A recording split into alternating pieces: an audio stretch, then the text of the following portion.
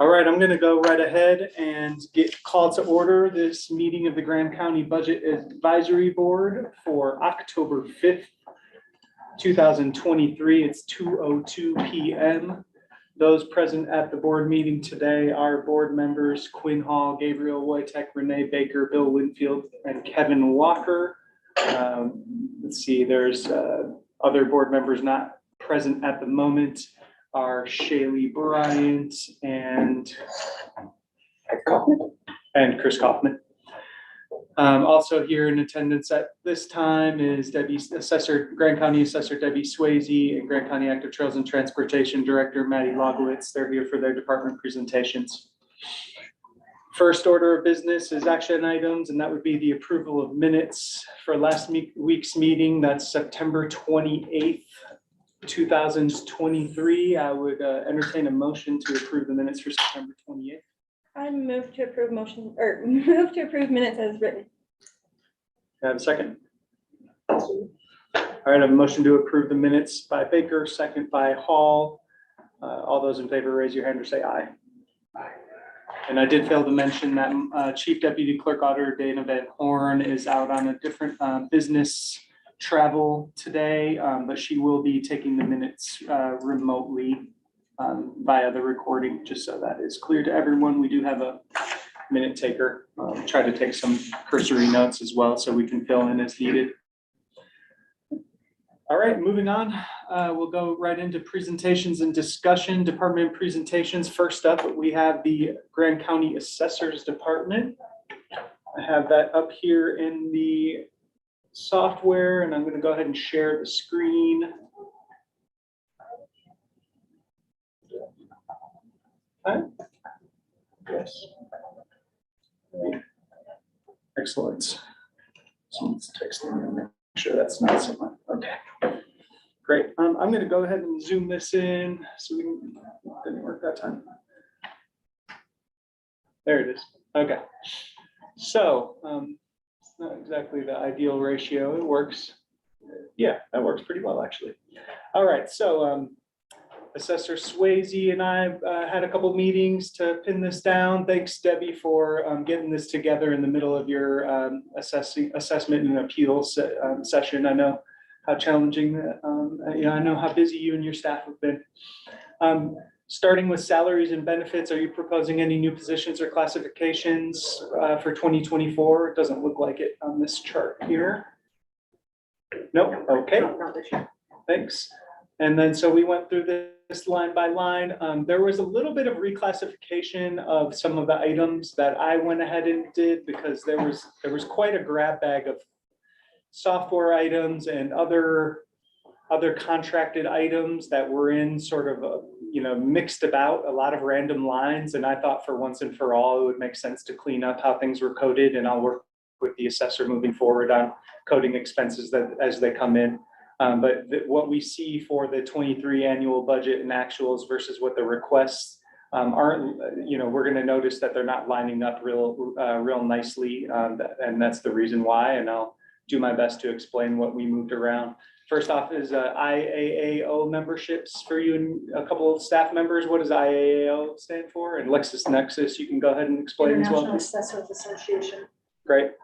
And then LexisNexis is the tax book, the law book. Great. Thank you. Public notices, there was a reclassification in there. I decided there's appraisal notices that go out to the folks that are to be expecting an appraisal in the next year, as well as statements for personal property. Anything to add about that? Is that something that's just typical operations? Okay. Do I need to add? Oh yeah, I can add school in there. Okay. Right. Let's see. We've got travel in there. Is lodging and fuel reimbursement associated with attendance at the Utah Association of Counties conference. Office supplies and expenses, that looks like pretty much a baseline expense for your office and doing your operations. So we're just carrying over 3,000. equipment maintenance came down a little bit, and that was one of these lines where that's typically, the copier service is usually included in there.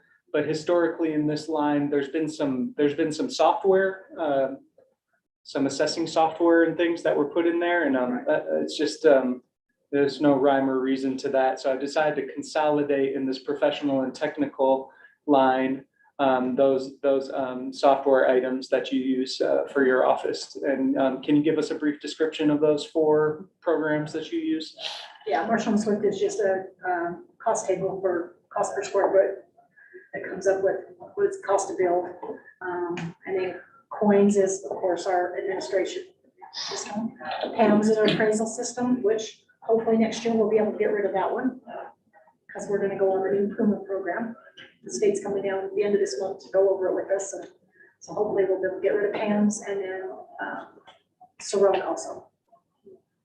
That's just another kind of a version of PAMS. Yeah. And will the implementation of Puma, will that eliminate these costs, or are we gonna? Get rid of those. That's great.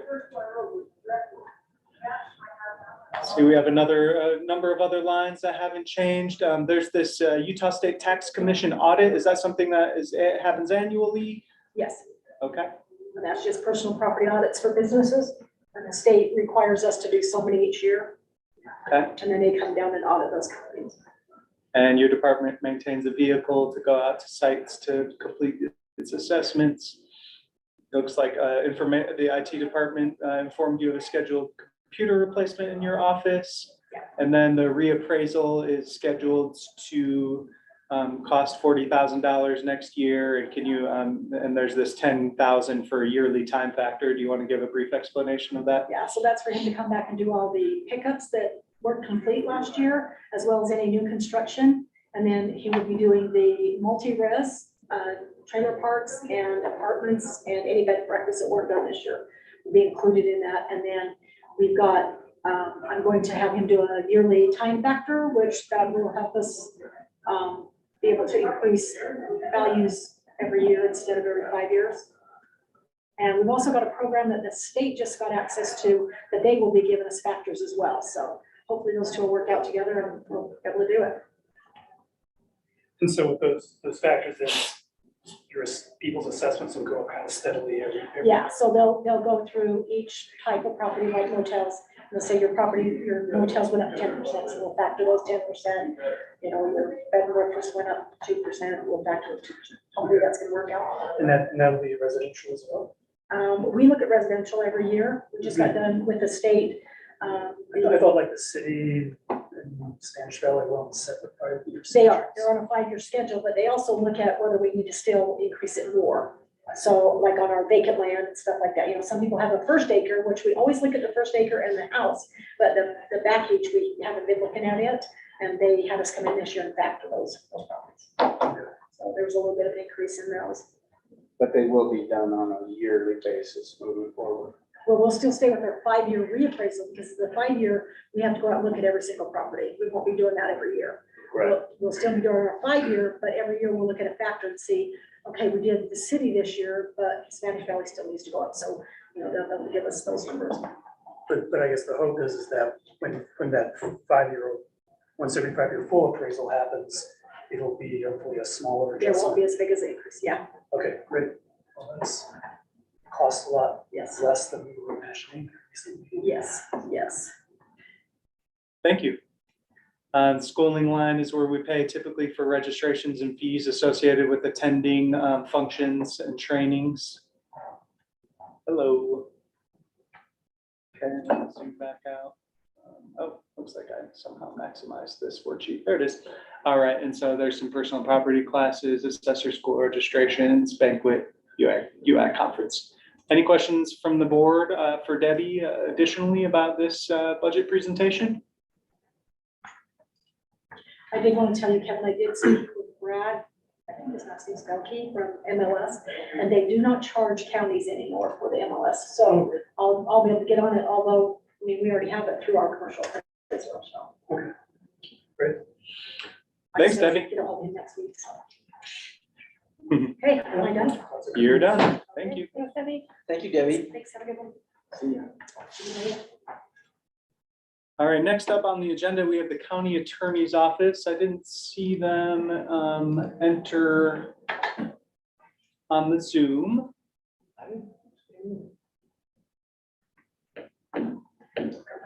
Maybe we'll give it a minute. We do have one other department presentation that we can just jump into if no one shows up, but I will give it a minute's grace.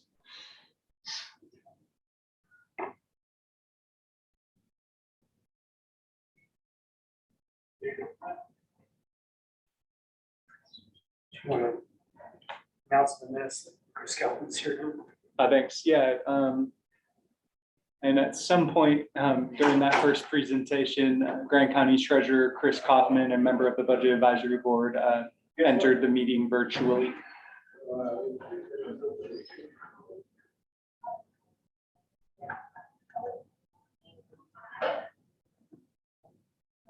Get that account code in the screen with the comments. Yeah, that turns out that kind of encapsulates it all. Window plus sign for anyone that's wondering.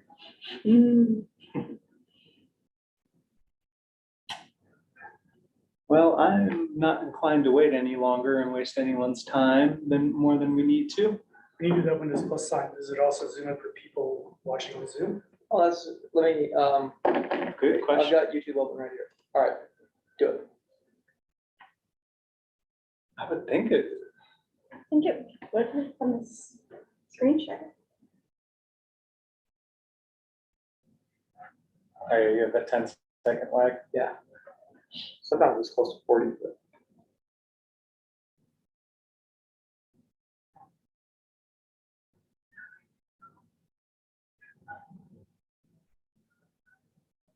Yeah, it does. Cool. Only took us 5 years. A little unwieldy, but it works. Okay. Well, I want to thank the Active Trails and Transportation Director, Maddie Logowitz, for being here with us and being ready to jump in as we need. And so we'll start off. This is Parks, it's Fund 47. That's titled Parks, Trails, and Recreation. We call it here internally Grand County Active Trails and Transportation. We'll start with the revenue side of Fund 47. And we have Madeline Logowitz, again, if I didn't already say that, here present. Maddie, do you want to talk a little bit like bigger picture about how your department is funded, if it draws from general fund monies or if it's tax revenue linked, or, you know, we can kind of go through it here as well, but Sure. is there like a big picture sort of sum up? Yeah, I think big picture on the revenue side. So we became a formalized county department in 2019. So, you know, each year's been a little bit different for us. But in the past, we've had different combinations of TRT, TRCC, and optional sales tax as the tax revenue supporting us. And then we typically have 1 or 2 state grants each year. And then we have agreements with the Forest Service and the BLM. And those are a little bit different. The Forest Service, sometimes they actually give us more than we can use. So they're reimbursing us like 100% of our staffing. And then the BLM, they give the max that they can, which doesn't necessarily cover all of the BLM projects, but that's where the state grants come in. And then we currently also have 2 interlocal agreements we have one with San Juan County and one with the city of Moab. So we have some different arrangements with them. This is our first year having that agreement active with San Juan County. And we also do get donations, both from just individuals and then some of the events that happen in town, they'll donate to support the trails. So that's gone, the trend for those is it's been going down over the years because some of those funds have been coming from map sales, and people are typically using mapping apps more than purchasing paper maps now. So that's where some of that money was coming from, but we usually estimated about 10,000, so still significant. Thanks for that sum up. So I'll start with the top line. I haven't entered anything for the initial budget request because we haven't yet completed projection amounts for certain tax revenues like TRT. So the amount of TRT contributions that come in as revenue to Fund 47 budgeted in 2023, for illustration's sake, was $482,847.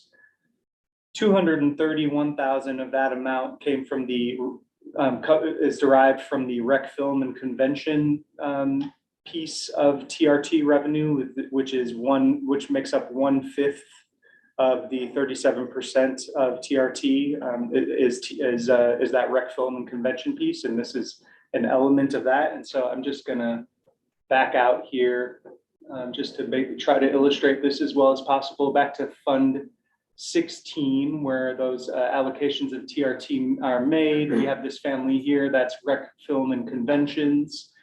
And so we can all see here, there's that 231 here that is allocated as an expense from that fund of the rec film and convention item. So that's $231,402. And there's this, and this 592 is the amount that would be that was projected to receive in total of the rec film and convention piece of TRT. And you can see displayed here, there are some other items. These items near the top of this budget here pertain to the Moab's Monument Valley Film Commission and the film commissioner expenses. And there's also an allocation of this TRT arm to the I believe that's the Recreation Special Service District. Is that 137,000? As well as the pilot transit program, that Moab Area Transit program that's gotten up off the ground this year, led by Moab City. And then there's also, so just to tie it back real quick, there's that 231. I'm gonna go back here real quick and show, I have it written down in here in the notes through 231 from Rec Film and Convention. And the other half of that 482, which totals 251, is derived from the tourism promotion. That's the other 4/5 of that 37%, in other words. Scrolling down here, so that was 251, and so the original budget approved for this expense line was 251K in 2023, and that was amended. That was a part of the mid-year amendments in response to House Bill 416. There was an additional 50,000 allocated to this expense line to be directed towards active trails and transportation. And so that's why this shows 301 and not 251. And the reason why, let's see, the reason why that doesn't reflect the reason why that wasn't updated here, that extra 50,000, is because, you usually wait until the end of year amendment to see where those revenues are actually coming in before sort of budgeting and completing that contribution, sort of transfer from Fund 16 to Fund 47. And it's worth noting that 52,000 of that 251 that was budgeted, or now 301 that was budgeted, is specifically to earmarked for salary. And there's a way that the director there's a way that you can carefully track. Can you talk about that, like that salary piece as Sure. it relates to the use of promotion dollars? Yeah, so we use an internal system for tracking project hours. We basically just use like a Google Drive spreadsheet so that staff can enter their hours after each day. But they just tag like the type of work they're doing, what specific project it's for, and then there's a line for like where that funding is coming from if it's specific to a project. So Cassell can't do that for us, so we do that internally. Okay, there's this county TRCC, that's the we call it the restaurant and car tax. That's in Fund 22. That's another sales tax that we're basically, when there are monies available there, it has been used in the past. I believe this 112,000 in 2022 was specifically used for grant matching funds. There was justification available to allocate some TRCC funds for a specific project. In 2023, because those revenues, there hasn't been strong growth in those revenues, there wasn't any budgeted allocations of TRCC. And in general, we might as well just open it up to display. These funds are quite easily exhausted in order to support facilities such as Star Hall, the Grand Center, and OSTA. In addition to helping to fund the fireworks, the 4th of July fireworks display that the county sponsors. But I don't propose at this time to plan on an allocation of TRCC into this fund, following suit with the previous year. There's the next one is the optional sales tax revenue. That's we went over last year in Fund 21 with Bill Jackson, the Roads and Bridges Supervisor, that there's an allocation of that optional sales tax revenue that is available to be allocated to trail maintenance. Is that the right way of saying it? I guess active transportation is a qualified use of those tax funds. And this of this money, there's $100,000 of that is sort of earmarked to be contributed towards the paved path maintenance. And if that 100,000 isn't spent on a bigger project from year to year, like the chip seal, for example, we keep track of that and roll over the fund balance from year to year. I hope that okay, we're good. And then so in this case, it would be 307 that would be more directed for department operations and maintenance, whereas 100K is sort of continues to be earmarked on a year-to-year basis for paved path. We have a number of grants. Do you want to just give us a rundown of, and I can zoom in here. You want to just give us a quick rundown of the nature of your grant? You touched on it already, but maybe there's something to be said about some of the fluctuations here, or Yeah, and maybe some advice on maybe how this should show up in the budgeting software. So looking at the first one for the Forest Service. So we have a current agreement that's for 60,000, and we've used about 40,000 of that this year. So our summer season's over, so that's it for the year. So next year we'll have 20,000 remaining, and then we'll probably put in for another 60,000 agreement. And so for the Forest Service, they basically would like us to work as much as possible, and we have certain limitations just with like staffing and capacity for it. But I guess one way to put this in Cassell would be to kind of average what we think we'll actually spend based on the range of the last few years, which would be about like 30,000 in expenditures on our side, or we could, put the higher number to budget for it. Basically, whatever we spend on labor, like my labor, full-time, part-time, that gets reimbursed by the Forest Service. So it's kind of a 1-to-1 ratio. Okay. Yeah, thanks for that suggestion. I think ultimately, if that average would serve us to budget for how much we're going to expend in the following calendar year, even though if it's not on the same fiscal cycle, that's ultimately what we want to aim for, Okay. But the choices you outlined aren't really affecting the bottom line, because if you increase the revenue here, you're also going to increase the Exactly. expense. So it's more of like a how would you like me to show that? Yeah. But yeah, for example, if we spent 40,000 on labor, we would get that fully reimbursed. So Right. Okay. Yeah. Okay. Thanks. We can revisit that and fine tune that as Okay. needed. ELM grants. BLM grants, 25,000 is what we are expecting from them based on our contract for this year. Don't mind me. Just writing notes for myself. Okay, and then state grants, that's a place that we put the UDOT hotspot funding, and I imagine that I plan on carrying over, to date, we have not expended, we still have left unexpended of that UDOT grant, 2,570,628. We're currently right now sort of hot on this easement acquisition process. And so the reason why I'm not adding that number in, which would be carried over for 24, is I expect there to be a flurry of expenses still to be incurred this year as part of that process.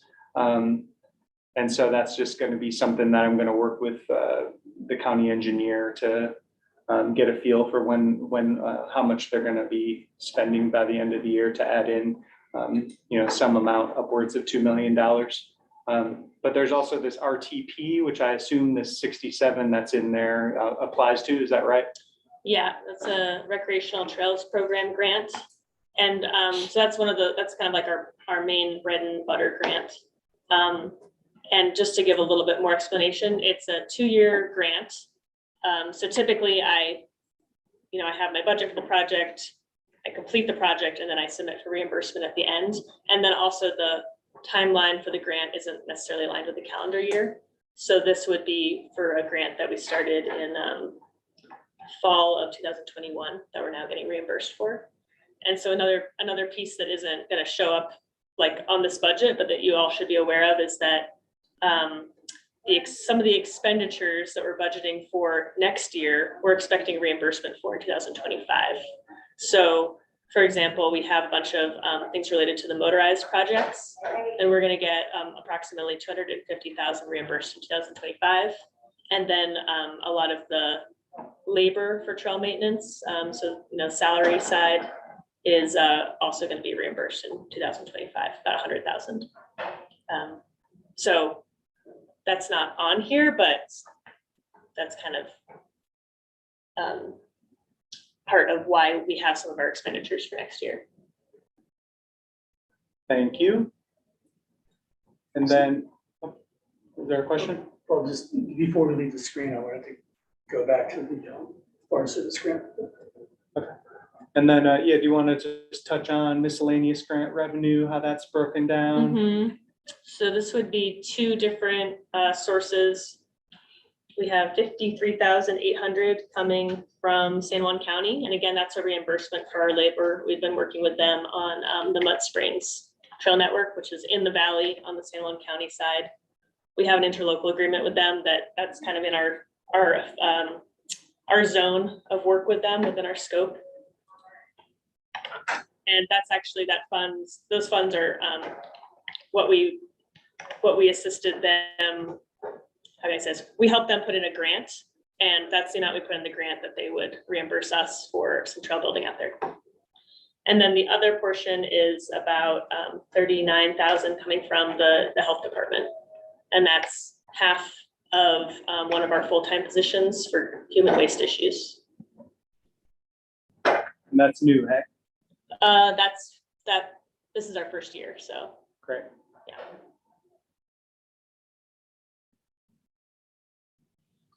So I was wondering on the Forest Service grant, if you were to put in a lower amount and then end up needing to spend more, would that mean we have to do some kind of budget amendment? Yeah. So it might be better to put in a number that's higher than we think we would actually do, since it doesn't affect the bottom line. Anyway, so we don't have to go through the extra work. On the revenue side or on the expenditure side?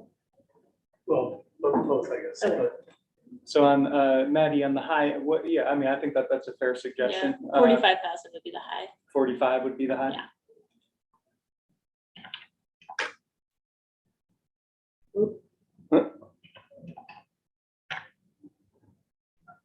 Okay. And then let's jump down to the Moab City ILA. Tell us about that.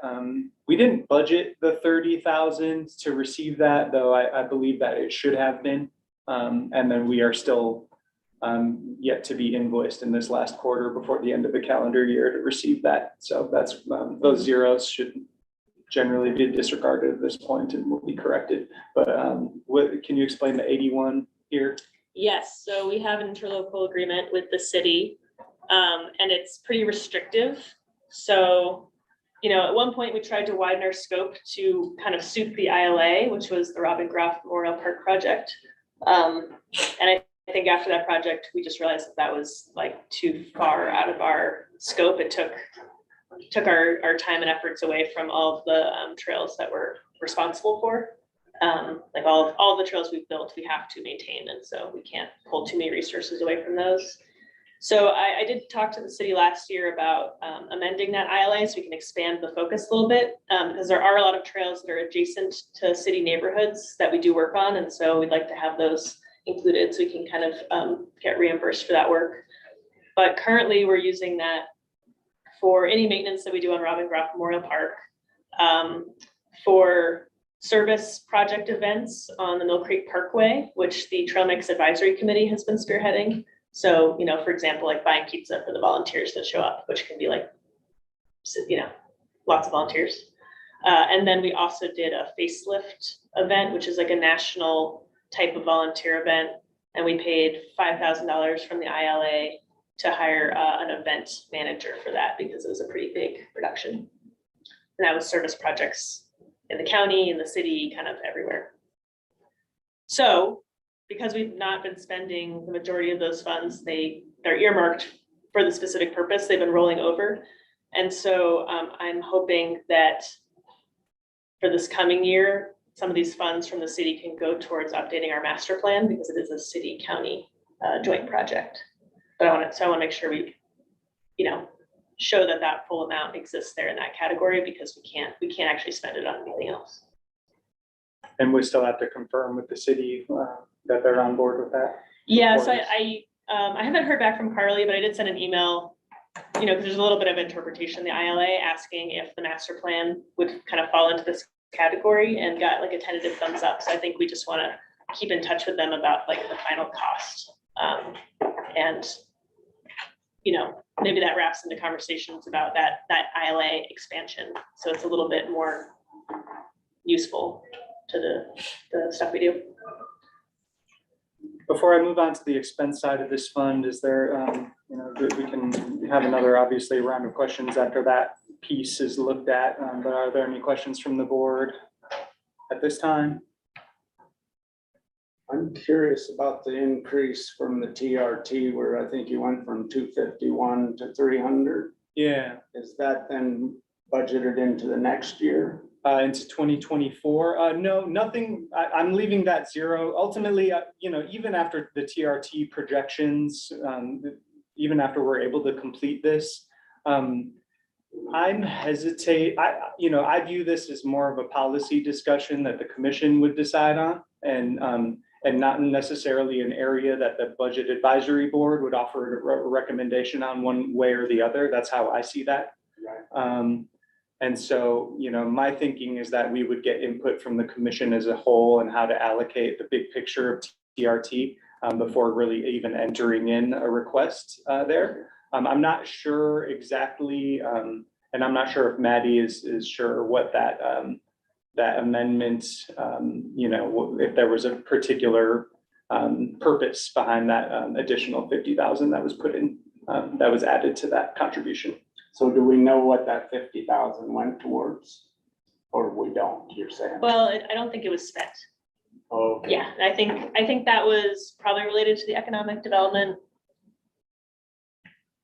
mid-year stuff potentially, but basically it's in there, but we haven't spent it. There's not any notes that I can find associated with the mid-year budget amendment that speak to, you know, if it had been earmarked. And ultimately, I've advised Maddie, since revenues are generally a little bit down, I've advised her that it's probably not money that we should consider available to spend necessarily. Okay. Kevin? Did you have it? No, I mean, I think I do remember the discussion, I guess, last year when, you know, because of HB 416, we had more money in the promotion budget, and, you know, I think the 50,000 was sort of spreading it out more proportionally about into the initial one, but yeah, it didn't become attached to any particular spending project. So, Yeah, that makes sense. There's another, say it please, yes. There's another contribution, or there's another revenue family in here, which is contributions. And that is where we budget to bring in the fund balance associated with the paved path maintenance.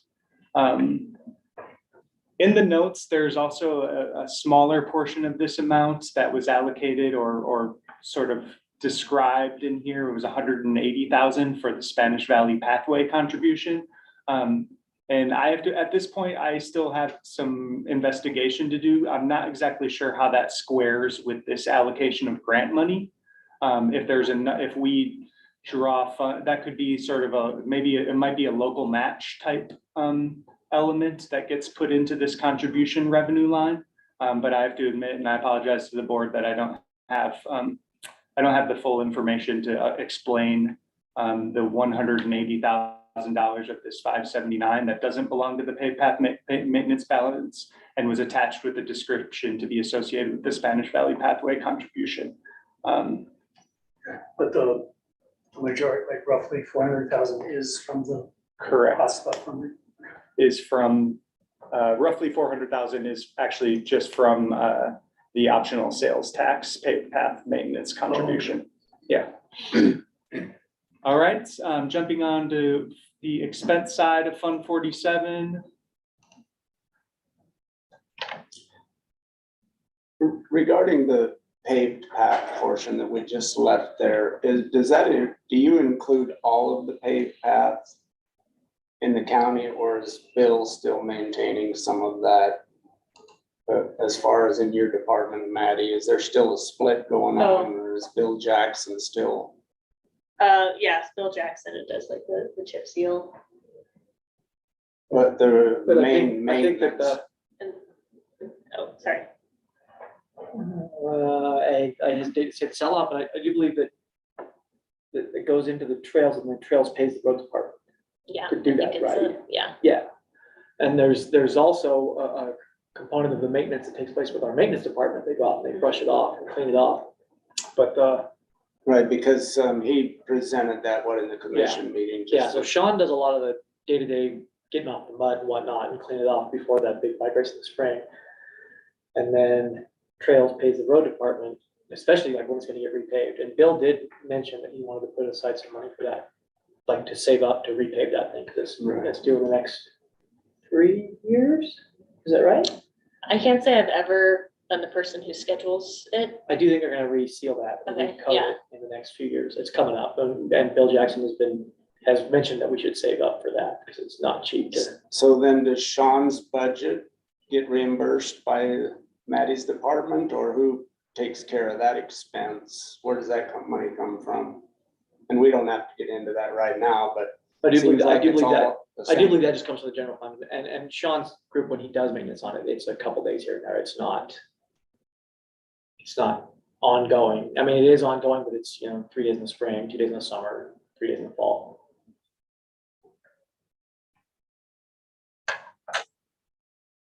Should I? I don't know who Super is. You see it? Should I take the risk? I probably wouldn't. Yeah, it might be some of that other stuff. I know. Unless it's Shaylee for some reason, but. We hers don't need usually that comes shop. I don't have Shaylee's cell phone number, I would up. tell. I don't. But yeah, let the record reflect that some further investigation could be, is warranted, or is, just otherwise could be useful in understanding if there's a transfer from Fund 47 back into the general fund to recoup expenses related to paved path maintenance from the maintenance department and or roads department. It seems like there is some of that.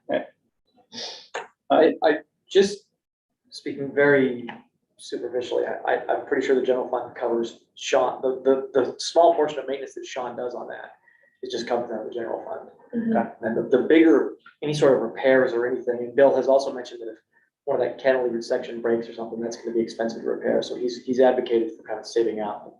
Then the roads department would be doing those types of larger repairs on that. And of course, if hopefully we can prioritize and get the Spanish Valley multi-use pathway done, and that would obviously be instrumental in keeping that well maintained as well. So it does appear that there are some new positions and or reclassifications that you're proposing for 2024. Do you want to give us an explanation of that?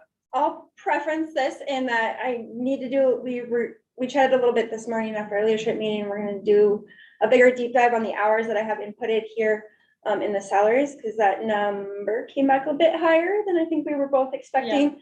So we'll dig that down a little bit, but you can click in there and see kind of how we have it set up for right now. And maybe just discuss the proposed positions and some of the grant funding that comes with those. Okay. And we can get into the actual seasonal, I think it's something to do with the seasonal hours and how we have them inputted Yeah. this year, so. Yeah, basically the changes this year don't necessarily reflect that big discrepancy in the numbers, so we're trying to figure out what happened. So we're proposing a new full-time position, a full-time motorized trail ambassador. It is grant funded, and so actually, Is that grant, I see it says grant match. That doesn't necessarily explain that it's fully grant funded, but it is fully grant funded. yeah, so Okay. the match from the county is actually, the county would pay the benefits, and in exchange, well, there's a whole, I can show you guys the whole budget, but essentially, we pay the benefits and then we get a full-time, and also that grant covers our part-time motorized trail ambassador as well. So it's a good deal for us. That grant also includes buying us 2 UTVs. Josh has. All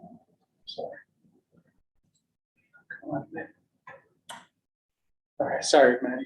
There's a lot of other parts to that grant, but it covers all of the salary expenses for the full time.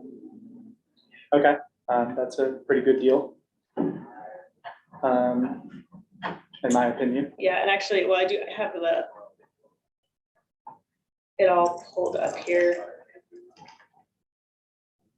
But essentially, Did you have a spreadsheet that I could, if you emailed it, did you want me to display something on the screen, or do you want to just verbally? I present was it? gonna see if I could just easily verbally describe. So the applicant funds that we're putting forth, it's a total of about $70,000.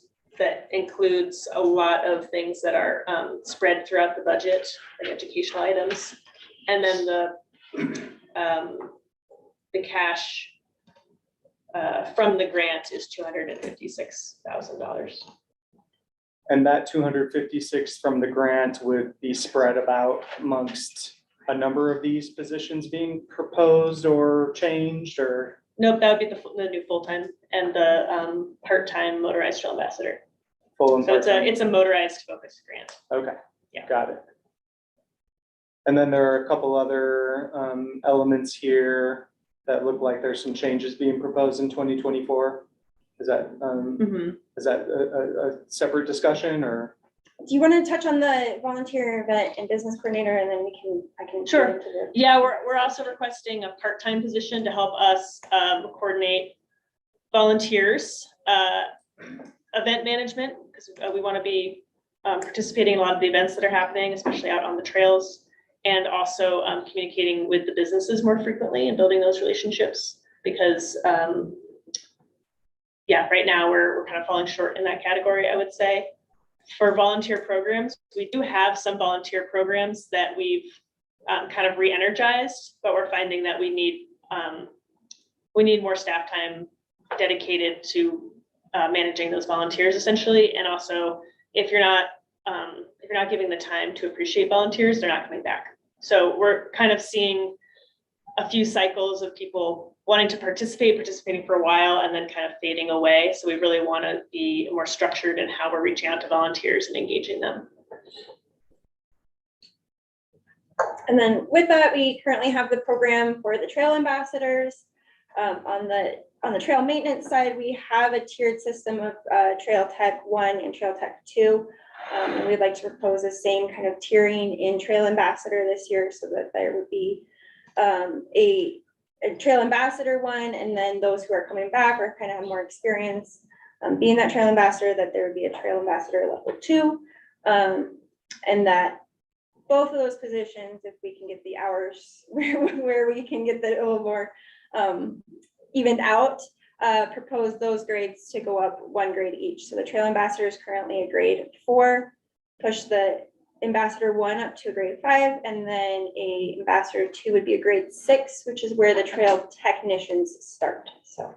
Yeah, and to build on that a little bit, so we usually have pairs of ambassadors out in the field working together. So we want one person to be the clear lead if there's any decisions that need to be made out in the field or any situations that arrive, one person who has more responsibility, a little bit of a supervisory role.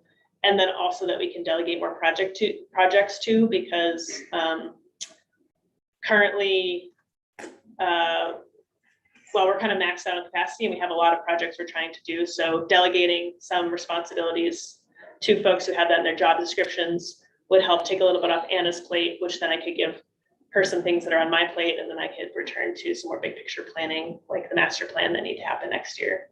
So trying to kind of, in a smart way, increase our capacity with staff that we already have. Great, thank you. I do see like for this Trail Ambassador 1, there's this proposed hourly rate that's actually lower for the Trails Ambassador 2, so that strikes me as something. I think I just flipped Okay, that 22 is the grade 5 starting, and then the 23 is a grade 6 starting. So I just flipped them in my, I can update that when we get out of the screen. thank you for explaining And spell trails right on Trails Operation Technician. Trials. Always That's for trials. these folks. Yeah. Trials. Were there any other items here? Looked like was there a grading? Did we already talk about this grade increase? So that grade increase, the Healthy Trail Ambassador, which is also very, The the ambassador. Ambassador, is technically a trail ambassador, same with the motorized trail ambassador. That's a proposed full-time position. So those would go up in a grade increase if the tiering is approved as well. And is that where the contribution from the health department, is that goes to Yes. support that position? Mhm. Yep. All right, well, we look forward to seeing this number massaged and Yeah. figured out. Thank you. And then there was that note, 35,000 to salary and benefits that was left over from Chris. I just didn't want to take it out Okay, in case it meant something to you. So we can come back to that later. But interesting. Okay. So let's see, let's start going down the expense lines here. We have $20,782 requested for travel for the Active Trails and Transportation Department. Director Logwitz has broken this down in great detail regarding the specific travel that is planned. Anything in particular that you wanted to Talk about. in here? Anything particularly exciting or new Um, coming up? new. Okay.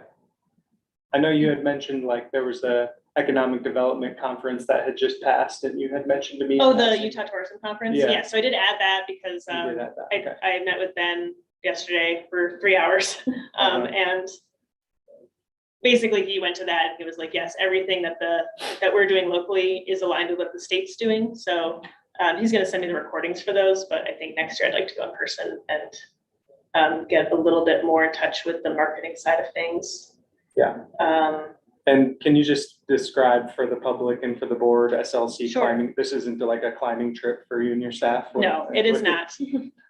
So next year, ideally, we have a level 2 climbing trail ambassador who's taking on a little bit more initiative to developing that program for education outreach within the climber user groups that come here and use our trails and recreation resources.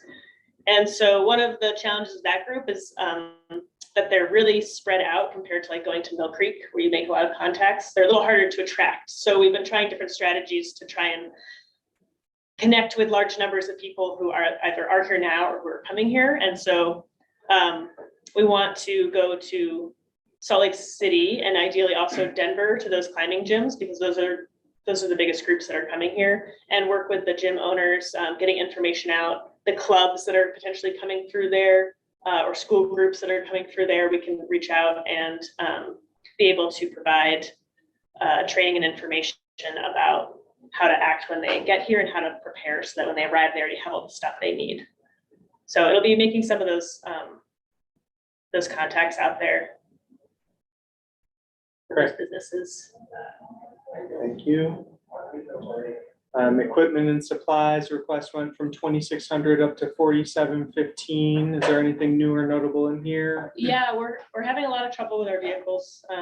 I think our expedition on the trail side has gone to the shop over 10 times this year. So I'm accounting for more maintenance than we did this year.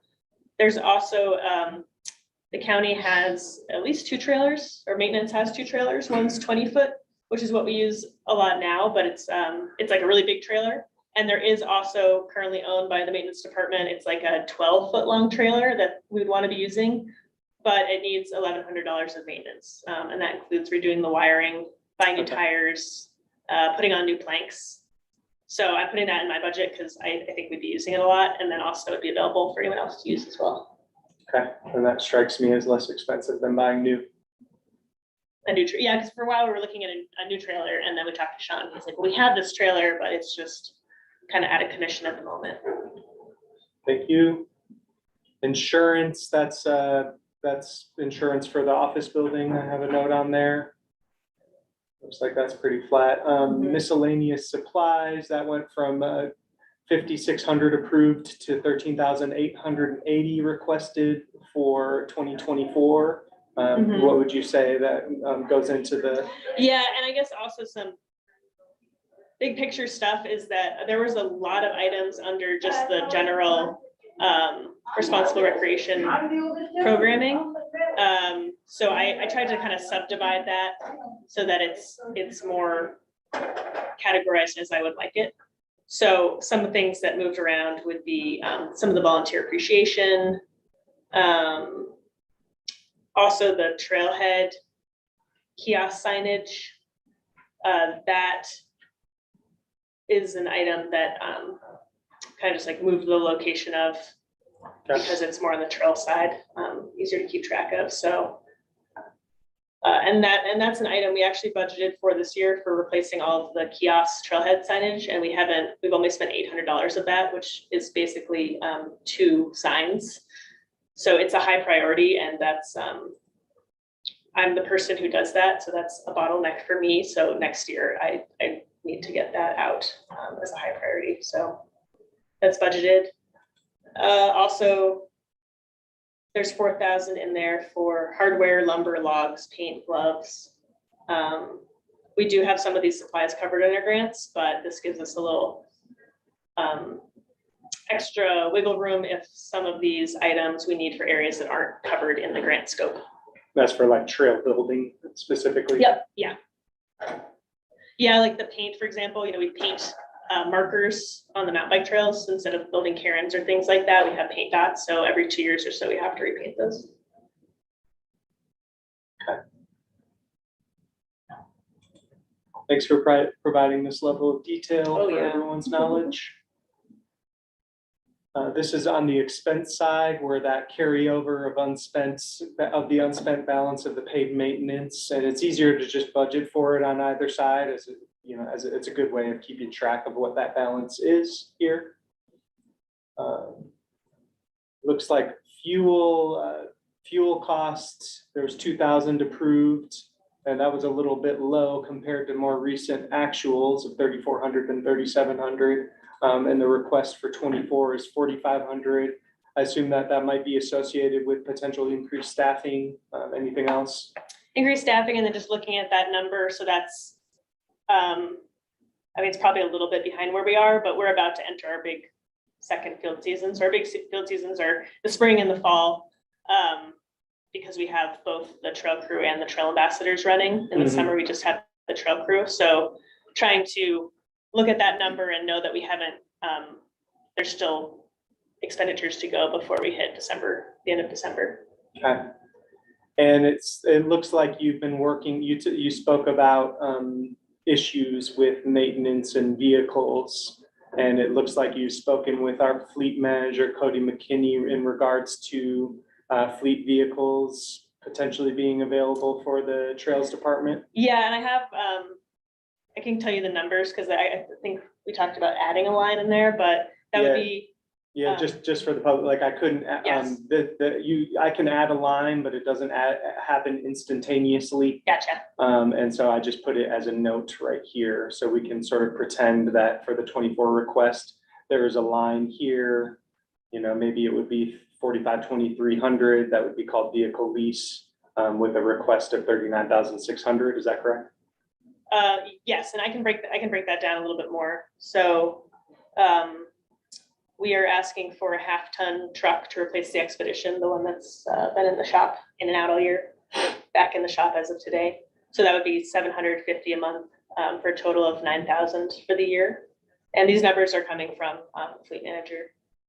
And then also we were approved at the August 15th commission meeting for 3 SUVs for the Trail Ambassador program, because currently a lot of those vehicles, they're essentially donated to us by other departments, so that we didn't have something to use, but they're all older vehicles, so they also have a lot of maintenance issues. So this would be leasing 3 vehicles, and that amount is a total of 30,600. So not 39, but 30, oh no, that's So that's 9. the plus the combined for those 2 Sorry, yeah, categories, I guess. okay. We got professional and technical here, that went up quite a bit. You want to go into what I see, yeah, that's mostly associated with Grand County's half of the non-motorized trails master plan update, the other half of which would be contributed by Moab City. Yeah, and I will say that number will be refined more. So I met with 2 different consultant groups last week to get a range, and they gave me a huge range. I wasn't really sure what to do with. Now people really want to get into this meeting. People really do. Maybe it's Alicia trying to get it. Sorry, Maddie. It's okay. So this number's coming from Elisa, because I was having trouble narrowing down a range. So $120,000 is puts us in a safe zone for what it will probably cost, and then hopefully half of that will be city.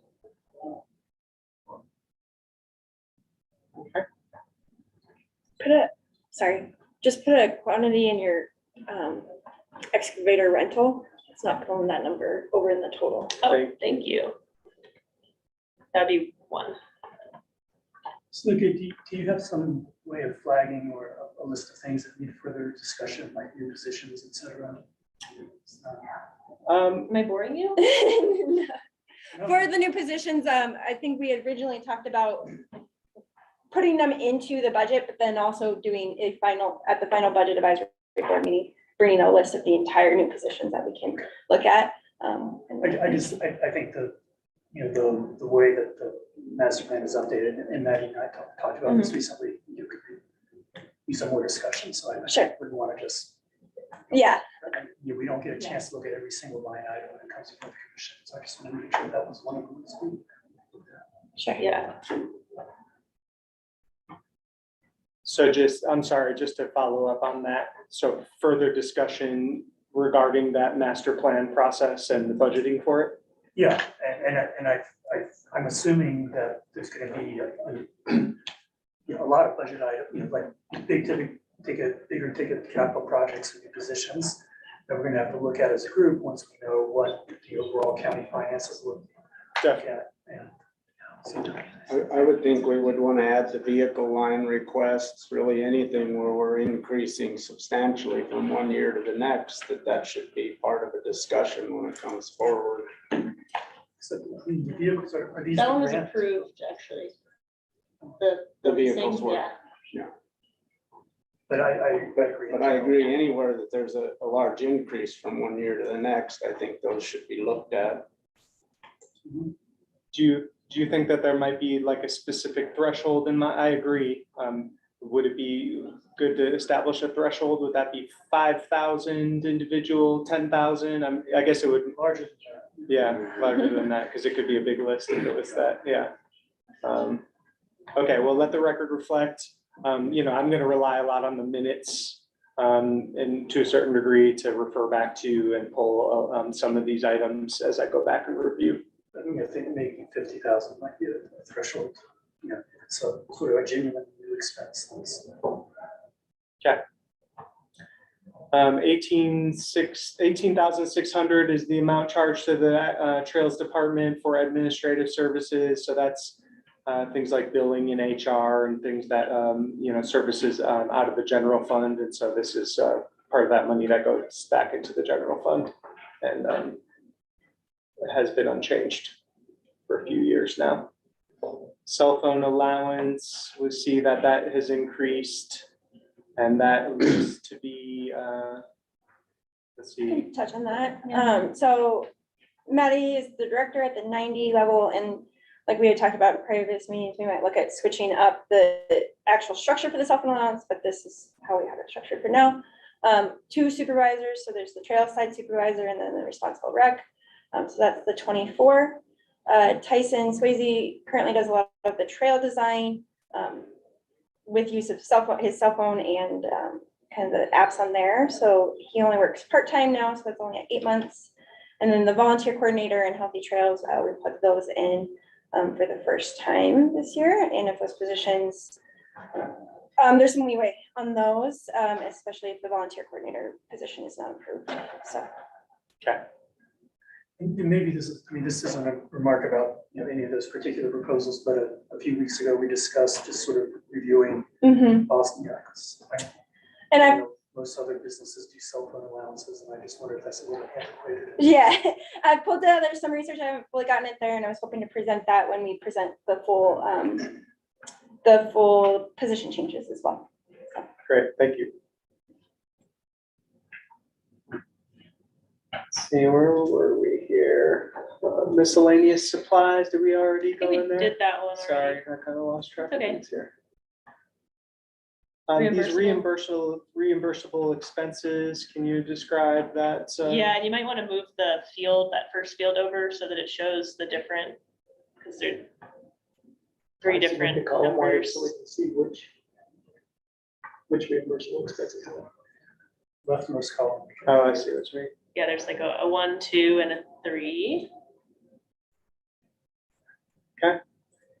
So basically, whenever we get a grant, if there's sort of an open line item that from a grant we've closed out, I put the new one in there so that we can kind of keep them all separate, all the expenses for each grant project separated. So the first one is currently the empty one because we just closed a grant this July. So next year, if we're awarded a grant, the applications are in the spring, and then we usually get the grant award in August or September. So I like to budget a little bit so that if we are awarded something, we can actually start spending that money because fall is our field season. So that way we can like maximize the amount of work we can do. Because otherwise, if we're awarded, a big grant, I guess we go through the budget amendment, but this way we kind of just get started on it. So we wouldn't spend that unless we're awarded a grant where it applies. Okay. Like actually, I think this year we were awarded a grant and we have that set aside, but we're actually not going to start expenditures till February, but it's kind of a nice safeguard. This is for Hawks Glide and Kestrel Run construction, which we're actually constructing Kestrel Run right now. This grant runs until June or July of next year. So basically I just went off of our budget that's in our grant. The total cash expenditures on that were 65,000. We've spent about 2,000 of it. I subtracted. So that's what we might spend next year on materials for that project. 6,500, you mean? Sorry, 6,500, Yep. yes. Okay. Yeah. Great. And RTP, again, that's recreational. Recreational Trails Program. So yeah, the 2 state grants we have right now are the Recreational Trails Program grant, the RTP, and the OHVR grant, which is the OHV grant. And then another one that we often apply to is the UWARD grant. So those are kind of our big 3. This one's a high number because about half this grant is going to salaries for maintenance, and then half is going to purchasing materials, which is a bit of a different ratio than usual. So that 43,000 is will be reimbursed by the grant. Thank you. This is again where we budget to expend whatever has not been spent out of the $2.7 million UDOT grant for the Spanish Valley Drive Trail. This number that I've inputted there reflects 2.7 minus the actuals so far from this year. And as I noted before, there might be more expenses coming in that line, which would in turn reduce this expense budgeted for in 2024.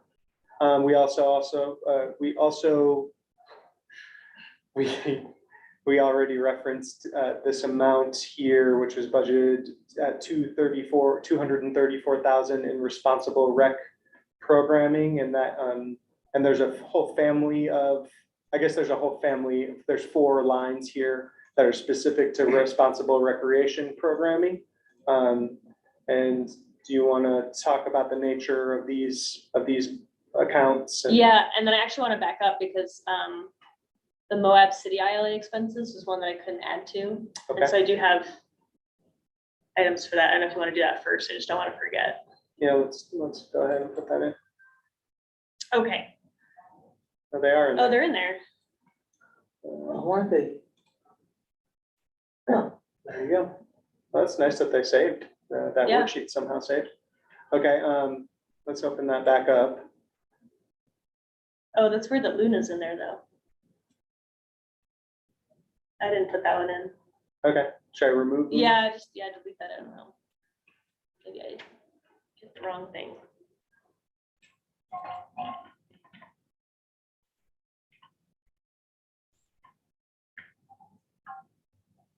Okay, so this, the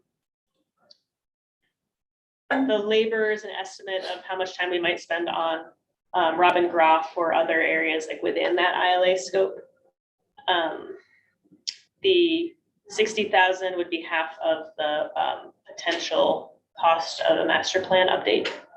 The volunteer facelift event, this is going off this year's numbers, because we'd like to keep that an annual event and expand it. And then 500 for additional Mill Creek Parkway events, because there's a lot of volunteer engagement right now, and the Trail Mix Committee has been leading those, so we want to be able to support them with some funds.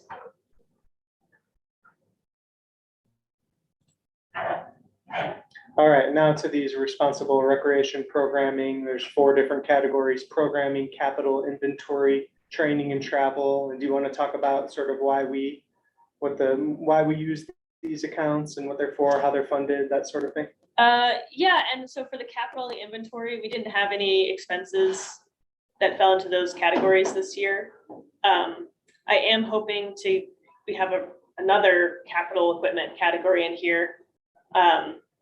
We're really, both of our programs in my department, we're really short on storage space. So we currently have the storage space within our office. We've got a shed that's, I want to say it's about 12 by 12 for the Trails program, and a shed that's about 12 by 12 for the Trail Ambassador program. So what I'd like to do is purchase a larger shed for the Trails equipment, because right now it's like you open the door and it's just like a wall of tools, and then take our current shed and give it to the Trail Ambassador program, so they'll have 2 sheds. So there's nothing in the responsible recreation capital line, but there is in our Trails capital line, and there's some interface, I guess, between those 2 programs. And then the training and travel one, this is one that Gabe and I talked about. So the responsible rec training and travel was originally separated out from the training and travel for the rest of the department. But the reality is we have so much overlap, like we're going to all the same conferences. So it was just kind of adding a layer of confusion, because the Trails side didn't necessarily know what the responsible rec side was doing. So it made sense to just combine the training into one area, because we're all attending similar trainings. Does that make sense? Yes, Okay. thank you. So a little bit of reshuffling of those labels. So we have quite an exhaustive list here to describe these responsible recreation, where you derive that 210,000, what you expect to spend on. Any highlights here that you want to touch on? Yes, so what we did last year, so some of these fall more into the recreation side of TRT and some fall more into the advertising and promotion side. And some of these items were previously in previous years in the economic development budget. But because we have Anna's new full-time role, we've taken over some of the project management for those. So now they're in our budget. But I won't show up in Cassell, but in the past, how I've kind of distinguished which apply more to which funding sources. I have them highlighted. So Gabe, I have that other sheet. I don't know if we want to look at that now or if that's for another day, but there is there's a list that shows. I think it'd be useful falls for the into where. board to see because Okay. the board is aware, or I did share with the board your spreadsheet. Okay,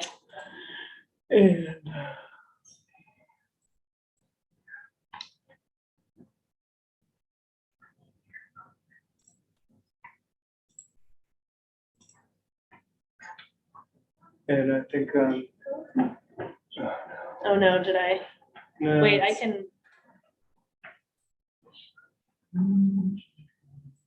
okay.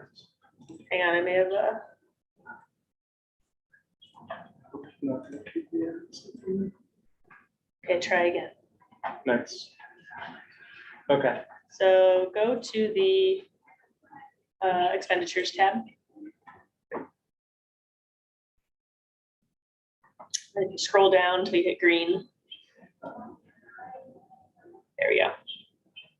okay, So the items highlighted in yellow are more on the advertising promotion side, and that they are going out to primarily visitors. okay. Yeah, I don't know how much you guys want me to say on these. There's a lot of, I think that detail, Okay. or that sort of explanation. Yeah. For, for this spreadsheet that the board already has is useful for them to know, because I don't think that was explained. Thanks for pointing Yep. that out. And so in other words, there are elements of this 210 that are specifically funded by tourism promotion, TRT dollars, and others that are specifically funded by Rick Thoman convention dollars. Is that correct, yes. Okay. But would it be useful to be within Cassell to be able to break out those two different categories of expenditures? So, maybe not. But Yeah, I think that would be useful. Rather than, I guess, just making sure to code them as the expenses correctly as the expenses come through, which, not that I don't trust that Maddie is doing a good job of that. But typically in Cassell Clarity, our actual accounting software, it would be, Right. the expenses there would be coded. I mean, it's something that people take an Yeah. interest in how we spend TRT money, so if someone were to ask, where's all the promotion money going, it'd be nice if we, give a complete answer. Absolutely. Okay, well, let the record reflect in the minutes that there be some additional accounts added to reflect responsible recreation expenses and the funding sources from TRT that are allocated to those lines. And I can have that prepared in preparation for a wider discussion that we're planning to have, or several, about regarding transient room taxes in general. I mean, I think just, in particular, just knowing the total, Right. that very detailed breakdown maybe isn't supportive of knowing that it's, you say 50,000 or whatever it is. Mhm. Is that gonna make your life more difficult, Maddie, or is that? It'll probably just be some cutting and pasting into Cassell. Yeah, I mean, I can draft it and you can check it, kind of thing. If that's cool, if that spreadsheet is good. Let's see, and then we've got some last lines here. We already went through the 8,000 for the shed. 16,000 is being requested in inventory. Furniture is associated with new staffing. Yeah, well, so new staffing, and then also our office is small, and we're gonna have 6 people at desks in there, so we have to upgrade furniture that needs to be replaced anyway, honestly, but then also it's a little bit of Tetris to get everything in there, so we need some pretty specific dimensions to get enough desks in there. Okay. Partnerships are with Tread Lightly, which is a big motorized partner, and Leave No Trace, so they provide trainings for us and they review our materials. In the past, actually, economic development and our department had memberships with them, and I think now we just do one for Green County, so it would be in here. Technology, that's from conversations with Matt. New monitors and such. Software subscriptions, and I have this all broken out. I don't know how much detail you want, but for software, that would be MailChimp, the Adobe programs that we use, ArcGIS Pro. We have 2 domain names that send people to the county website, to our page. Gaia GPS we use a lot in the field. Onyx, we want to purchase for the motorized trail ambassadors, because that's what most of the motorized community, when they're talking to folks, that's what they're looking at. Trail Forks, that's the big mountain biking one. And then also our spot emergency device plans are under there. So that's what we use because we often don't have cell phone service. So that's our safety emergency plan. Okay, tools, is that about in line with what you typically spend from year to year to replenish tool and get? It's actually much lower. Okay. And that's because a lot of those are on the grant. Okay. Yeah. And then the Easy Up booth, we have a booth, we got it, I think in 2017 or 18. So that's like replacing some components of it and then adding like table cover and some additional pieces. And we use that at Outer Bike, which happened last weekend, and different events in town. We have a booth there. Great. And what do you use like trailers for in your department? We pulled tools around in them. So this would allow us to have more people with their bikes using the trailer. Training, that line is, there's 11,640 approved in 2023, and that's up to 47,145 requested for 2024. It's quite a big jump. It is. We have not been doing trainings, which I think is something that we should strive to do, because there are a lot of trainings offered that would benefit us. And then also we've gotten some requests from the part-time staff, and it helps with staff retention as well to be able to offer these trainings for professional development. So we start at the top. Actually, I think scroll up a little bit more maybe. Yeah, so we have some general. So these are, the annual subscriptions to some of those platforms that offer a lot of professional development. So like conflict resolution, time management, those are ones that our staff have asked for. So that could be available to the whole team. Then looking at the conferences, so this would be all of the fees associated with those conferences. Anything with the CON in front of it is the cost. And this list, actually, it looks a little bit longer than it is. I put in a bunch with zeros because there's some specific to the motorized community that they've recommended that we go to, but they conflict with like our seasonal staff trainings that kind of have to happen when they happen, or they're happening in places that just like they're not convenient for us this year, but hopefully next year they'll move back out west. So I put them on there so that I don't forget about them when next year comes around. But yeah, so like the NOHVCC and the Salt Lake City Moto Expo, those are 2 ones. We do want to be involved in those, and maybe have a booth, but it's not going to work out for next year, unfortunately. And I also put some on that are free, but just recording them there as well so that we remember the travel side when we're looking at this. Thanks. Yeah. The trail ambassadors, so they have they go through a series of trainings. When we hire them, they get the science certification. The Moab Museum, for example, it's $150 or $250 to work with them, to have them put on a training for our staff, and that's something that we'd be able to offer for returning staff. first aid training, since they are out there working with the public on the trails. We'd like them to have that because they're seeing all kinds of stuff out there. The Leave No Trace Trainers course and the Tread Lightly course, these are the ones, or some of the ones that have zeros next to them. In the past, we had to pay for them, but now that we have some of our own staff certified, we can do it in-house. We don't have to pay for those anymore externally. The FT, MTA ones, those are for the proposed full-time motorized trail ambassador. So this would be the Tread Lightly Master Training, which I believe actually is on the grant as kind of a requirement.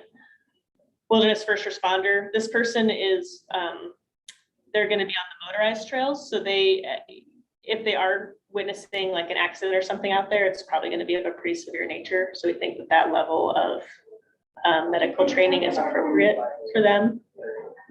The risk management, I have a few people signed up for this. This is one of those ones where I'm like, I didn't know this existed. If I had, I would have asked for it, 5 years ago. But having basically anyone with supervisory duties taking this training, because we are, we're working out in the outdoor environment. Grant writing course, the hope is that currently I kind of write and manage all the grants. So the hope is that we can get some of these folks, especially the ones that are grant funded themselves, they can maybe write the grant for themselves the following year. Take a little bit off my plate and a little bit of training for them. The OHV training, I have that again for a few folks because that's something we currently do and we've actually never taken an official training. So I think that's pretty important. The HTC, that's the Healthy Trails Coordinator. So these are, again, grant writing, because she'll be hopefully writing the grant for her own position next year. And then. Can I just noticed it's getting close to 3:30 and we've got 2 more departments, so I'd be happy to skip this list. Okay. You don't see this massive I mean, it was list? interesting, but, Yeah, I think that honestly, that kind of covers it. Basically, some things that the health department recommends that Mariah gets.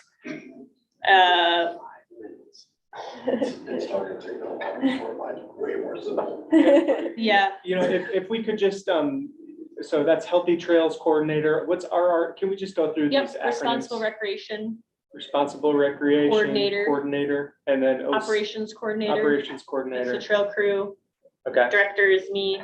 okay, great. So now great. the board and the public can Yeah. refer back to these, but at least Yes. know what some of those acronyms. Yeah, and we stand have for. about 22 people in our department, so that's why we've done very few trainings in the past. Thank you.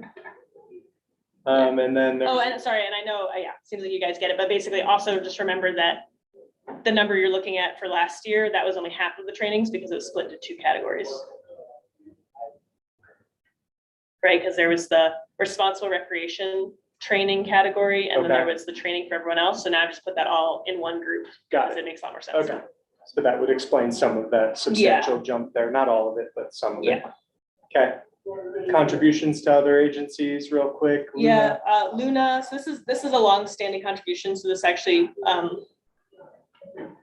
was given even before we were a department, but this is for this grooming of the trails in the mountains in the winter. Great.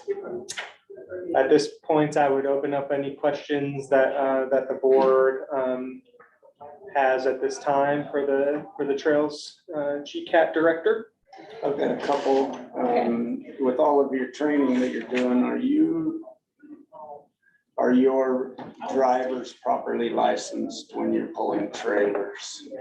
I think that's worth checking into. I think it requires an increased certification there. I could be wrong, but Okay. once you go governmental. And then the other one I'm curious about was back on your travel reimbursement, your mileage reimbursement. Yeah. You're putting money in there when I believe HR has done away with mileage reimbursement. Where are we going with that one?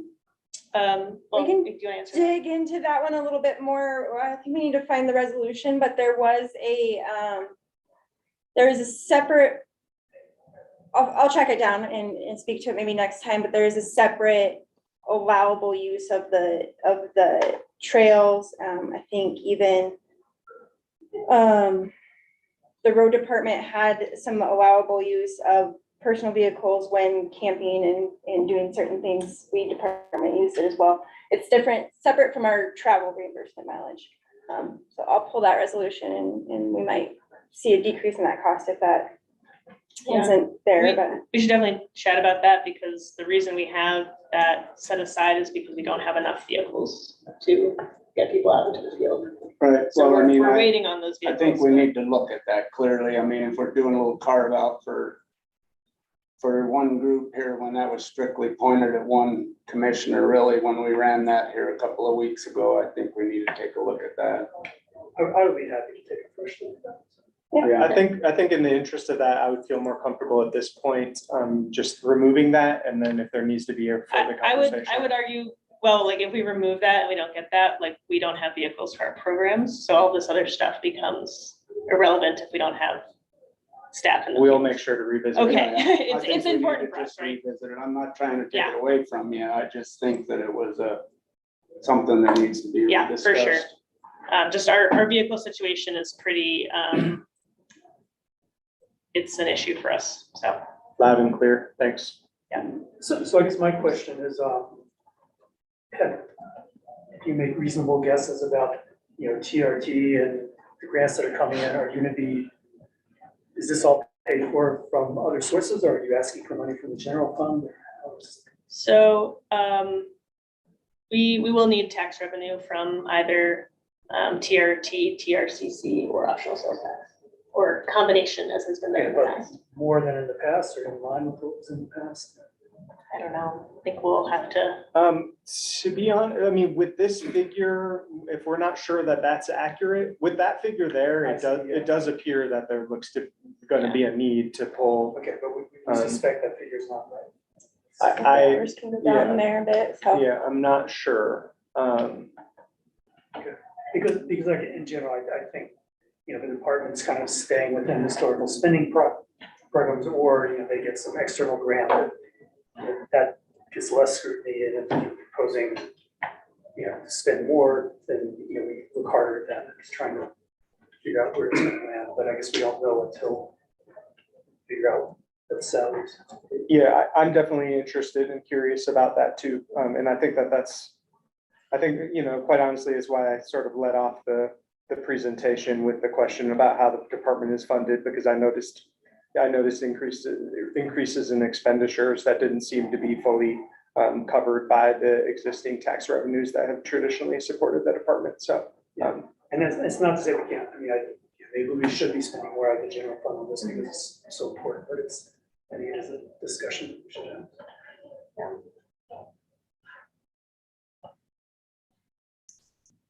any further additional questions at this time? The peanut gallery, Sure. I just was looking at your paved maintenance there, I probably missed it, it was a little bit, sorry. And like, it doesn't look like you spent very much last year, and it's like over 100,000 this year, 400,000 this year. Yeah. Or, like, what does that go to? Do you guys do paved maintenance, or is it? Yeah, so last week, we started a conversation about how there's an allocation of optional sales tax funds that are from the roads department, that's Fund 21. So I think the choice is being banked for repaving the paved paths. Okay, but maintenance, like our maintenance crew is doing paved path maintenance, I'm assuming there's a line item in there Yeah. for taking care of that too. Yeah, but this one was saving up for a major repave. And that's kind of what it looked like, is that you're saving for something. And I think we did discuss before you got in here earlier, that I think they were gonna take some look at it because Sean's department, Bill Hulse's and hers have all got Competing interests. active transportation. I don't know if they're competing, but they're all They're all participating. participating. Yeah, right. General maintenance is about 15 days per year on a paved path that Sean's crew spends, and that comes out of the general fund. Just those 15 days to go out and clean it off in the spring and the fall. That just comes out of the general fund. This comes out of the transportation tax to eventually repave and do any sort of structural repairs along the paved pathway. Specifically, Bill Jackson's worried if we ever have an issue with the cantilever part over the river, that would be expensive to repair, so. These looked at it. So there's just a question, thank you. I've got one. Sure, tiny- yeah, please. I saw the Wolfer tree. Are the people that are on active trails, are they certified first responders, or are they just, No, so the woofer would be just for the new full-time motorized position, okay, because they're out on the motorized Sure. trails. If there's a vehicle accident or something, they might be the first one on the scene. okay, Versus it just seems like less of a likelihood with the other trail ambassadors. They're Sure. mostly at the trailheads.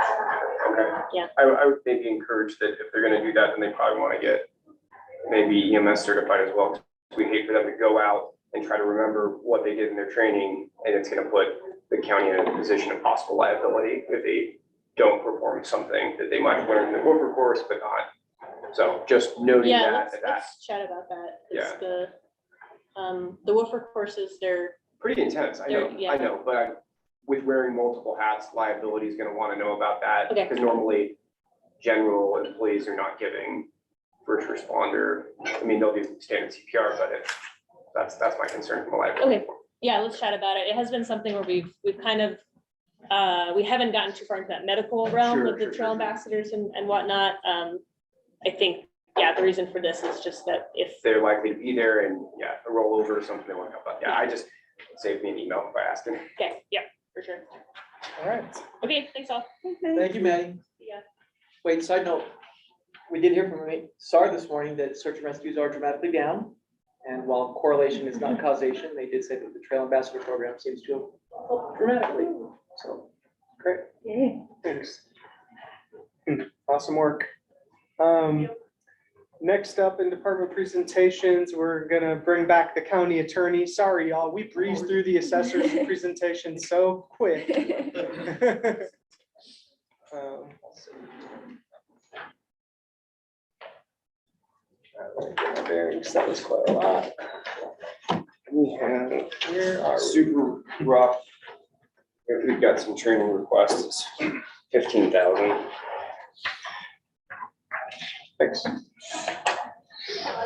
We can share. So Attorney Stock, we have here Attorney Stephen Stocks and Terry Hines. Pardon me, I can't remember your title. Paralegal officer. Paralegal Office Manager. Thank you, Terry. And Attorney Stocks just presented to the board a breakdown of the training costs that are proposed in these expense requests. So we're going back into the general fund. This is the attorney office expense category. Zoom in here. All right, we'll start with proposed new positions and or reclassifications for the attorney's office. Sure.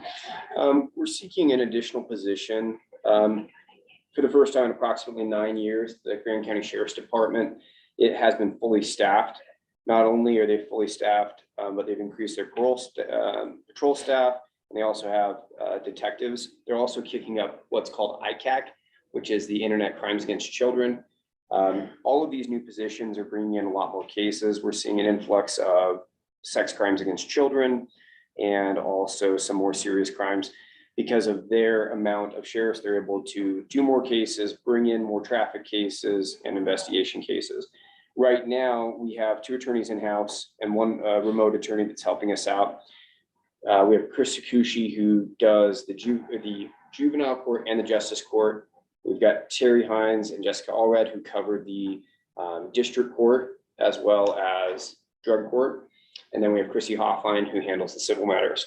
And so what happens is if one of those staff members needs to take time off, or if they have to go anywhere, it leaves a hole that needs to be filled. And so if Chris goes out, somebody in the office has to kind of drop their obligations, pick up, cover court, and help out with that, with his obligations, because not only do they have to comply with their obligations in court, but they also have to receive cases, screen cases, download reports and everything. So because of that, we're asking for an additional paralegal position in the office. Our workloads have increased. We've continued to try to take as many technological advances to stop from having to hire the position. But the way in which we get cases requires a lot of manpower and a lot of hours to download reports and to structure the cases and get them set up. We're not at a point where there's a program that can do that, that can automate it, that can run the criminal histories. We're just not there. And so because of that, this additional position would help our office flow. It would allow our staff to take time off. Right now, people avoid taking time off on court days, and that's Monday, 1 week, and then Tuesday, Wednesday, Thursday on an opposite week. That doesn't include trials as well. And so it puts a lot of strain. So that's what we're requesting. That would give us one additional new position. It would not be for an attorney, but it would be for either paralegal or a prosecutorial assistant. Thank you for that explanation and just sort of also shedding light on the fact that you do currently have a vacant position that you're hoping to hire. Correct. So right now we have an attorney that's handling it remote. His name's Brent Langston. He came out of retirement to help us out. He's covering the district court and providing a lot of help and supervision. He's receiving a payment that's less than what the benefits and the salary would be. So each month we're saving money in that position. Eddie Cervantes Esperanza has returned. He's working as well, but we're looking to fill that position. The difficulty that we continue to run into is we want to find somebody that's good fit, but also that is willing to live in Moab. And we continuously run into people that are applying that end up being brand new law students. And we've had, I don't know how many, 10 or so. And I just read their resume and we kick them back because we're looking for somebody that can help us with kind of the hairier cases that we have. So he's there for the time being. Hopefully he'll stay, but I think eventually he's going to want to go back into retirement. Thank you.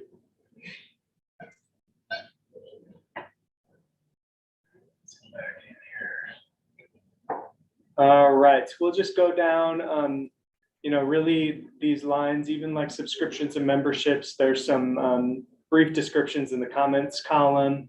But if you really just want to touch on the ones that are changed from the approved 23 budget, so starting say with office supplies and expenses, or I'm sorry, that's travel from 2,500 to 8,900. So we've broken out in the little exhibit before you guys, we've broken out our trainings into all the different elements. We've got lodging per diem. We don't have anything for fuel on there because it depends on where we're going. We're utilizing the county vehicles, but we still have to fill them up at the end of the day. So that's what we've done on the travel. We've parsed it out between the two. We've got trainings and that travel expenses.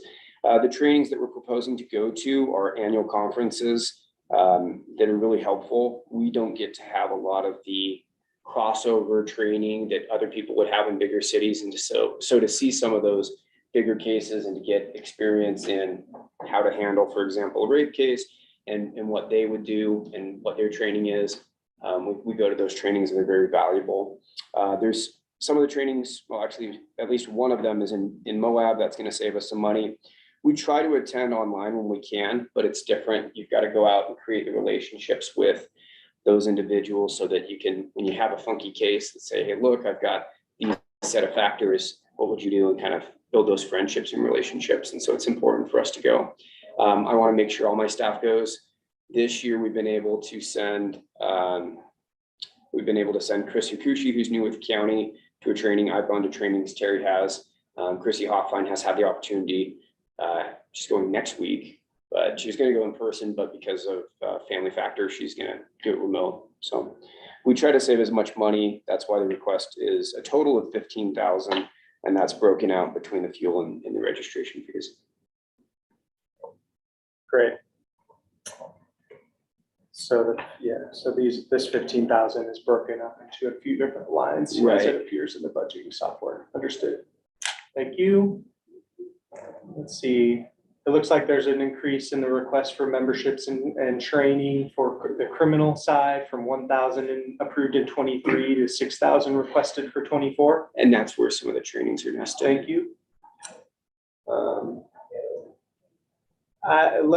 Let's jump all the way down here to witness expense, which had been budgeted for 50 and is all that, hadn't gotten spent. I understand that might be associated with a contract with a noise specialist. So I went back and I watched it looks like back in 2021 it was allocated.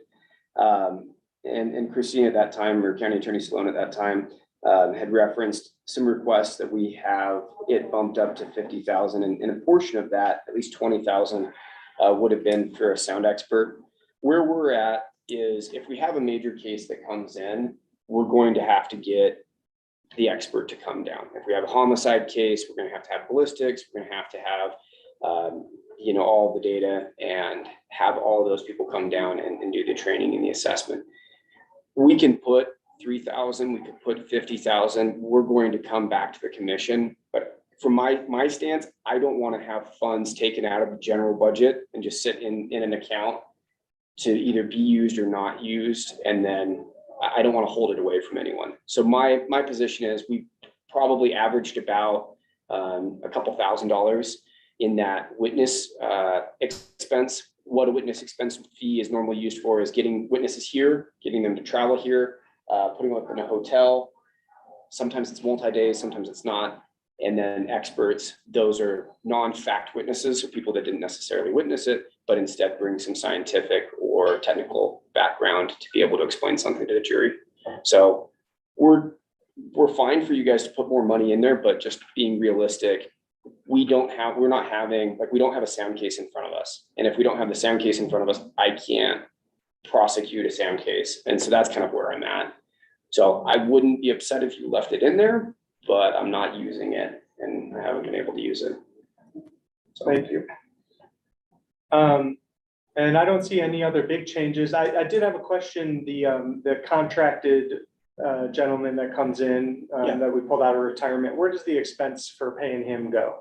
It is currently in, sorry, Steve. Okay. go ahead. It is currently in salaries. I just didn't include it in the budget request because I was assuming that we were gonna have that vacant. Yeah. But he is currently filling the chief deputy role. And he's receiving, I think, 7,000 less or 5,000 less. Yeah, it's, When it calculates, when you do salary and benefits combined, I think the total figure was 16 for the prior chief deputy, and he's getting about 10 Yeah. roughly. So every month we're saving about $7,000 currently. Anything else that you two were eager to?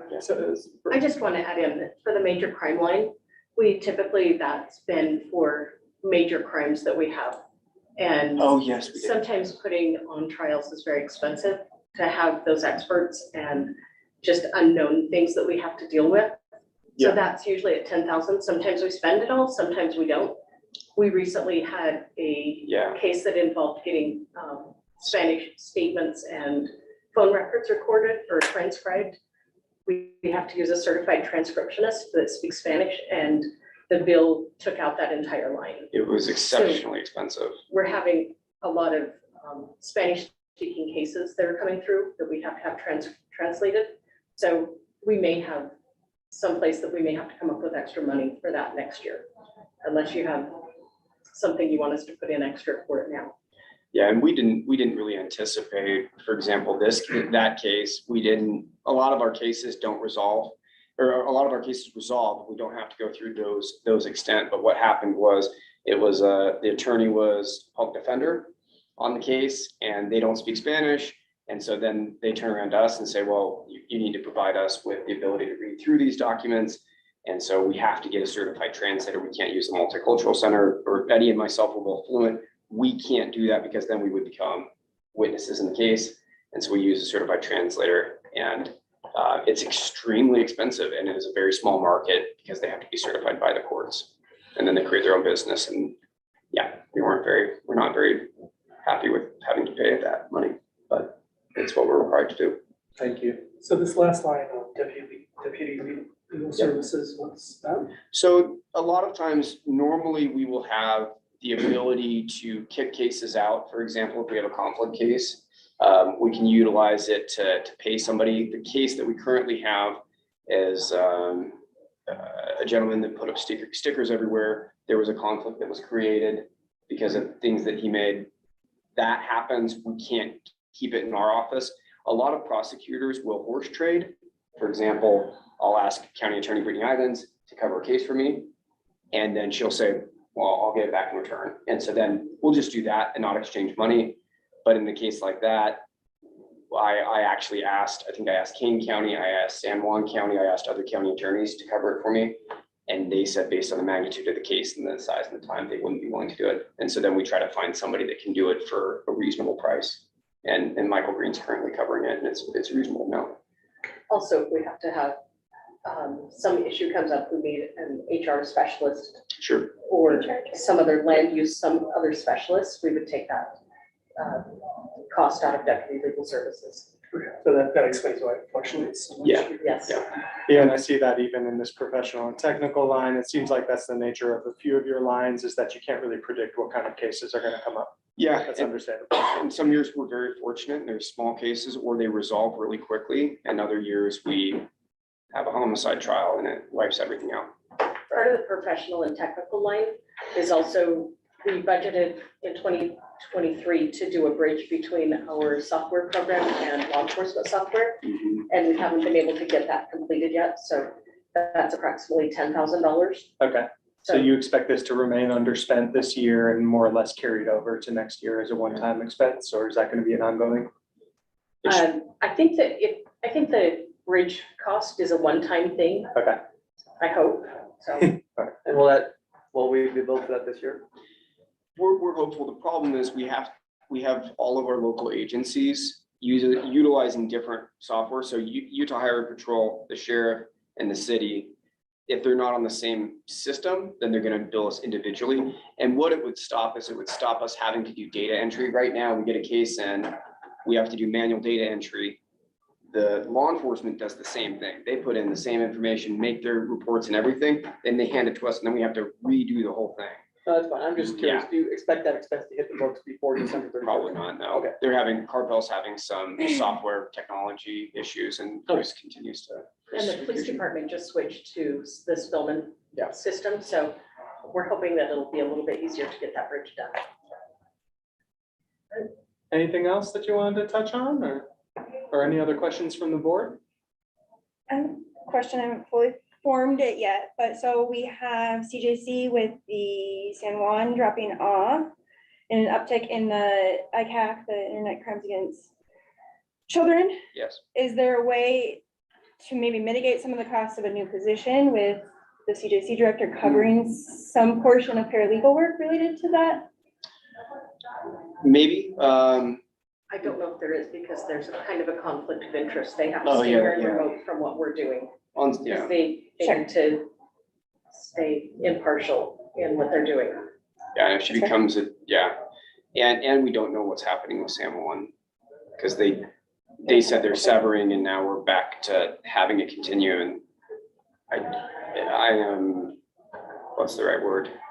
I am nervous that they're not gonna have the position filled by the time that January rolls around, and we're gonna turn around and do the same thing that they're doing now. Sure. And there's gonna be a contract come before the commission soon to give us more money for that. Thanks so much, Terry and Stephen. Yes, Thank the other thing I Please. have, we talked about when we met with you was the victim advocate match. Yes. And I can't remember if that amount goes up this year or not for our office. So it's us, the sheriff's office, and the city police. So, and it comes out of not ours, Yeah, It's like a non-department, line. maybe? but one of the others. yeah, and I looked at, and this was brought up, I think it was brought up back in, I don't know if it was it was 2022, Christina asked the same question about where it was pulled from, because it's not on our list in the share. Let's do one of And I these. think either you or Chris answered the question at that time.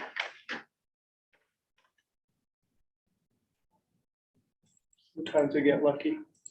Okay, let the record reflect that I'm going to investigate the expense line associated with the contribution that the county makes to the victim advocate. Does that sound good? Yes. Sounds Okay, good. thank you. Thank you.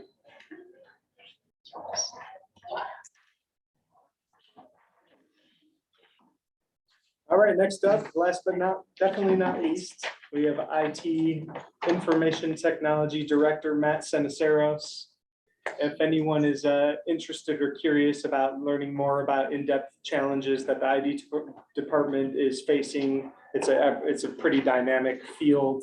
I would refer you to the most recent Grand County Commission meeting that took place on the 3rd of October, where Matt gives a department presentation. Thanks. Yeah. Mine's a lot simpler than everybody else's. Thanks, guys. You did good. I don't know where you want to start it. It hasn't changed a whole lot except for my professional items. No new positions or reclassifications proposed yet. And you had mentioned to me that that could be imminent for 2025, but that's not for this conversation. Let's see, yeah, equipment maintenance, there's a little increase, $1,000 increase. You want to just touch on that real quick? Sure, there's some batteries that are kind of large that need to get replaced, and a couple different specialty tools and things that they tend to break. I'd like to kind of up our stock and make sure we got all the right tools to do the job. Okay.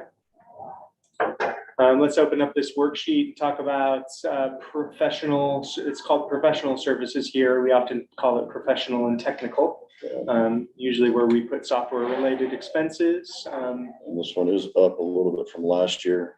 Reason being is the security training, the Nova 4 security training. That was a 3-year purchase several years ago. It's going to be due for renewal in 2024. And same thing with social media archiving. Or no, not sorry, the email filter. The email filter's kind of gone up a little bit because I co-termed it. Okay. So there's a slight increase, but it's mostly just because of a 3-year bump in that. And everything else is pretty baseline for what your department usually handles on a year-to-year basis. And all these pieces, they typically increase a little bit year over year. The Google Suite is should be under state contract still, so that shouldn't really increase or otherwise. It's pretty self-explanatory. What was the social media archiving? Social Media Archiving is a company that was, I'm gonna say Archive Social, but it's not them, it's Page Freezer. And I'm glad to bring it up because at this point we have a lot more social media accounts than what we did when we purchased this. This covers, I want to say 15 social media accounts, mostly Facebook pages, but it also archives our YouTube feed as well.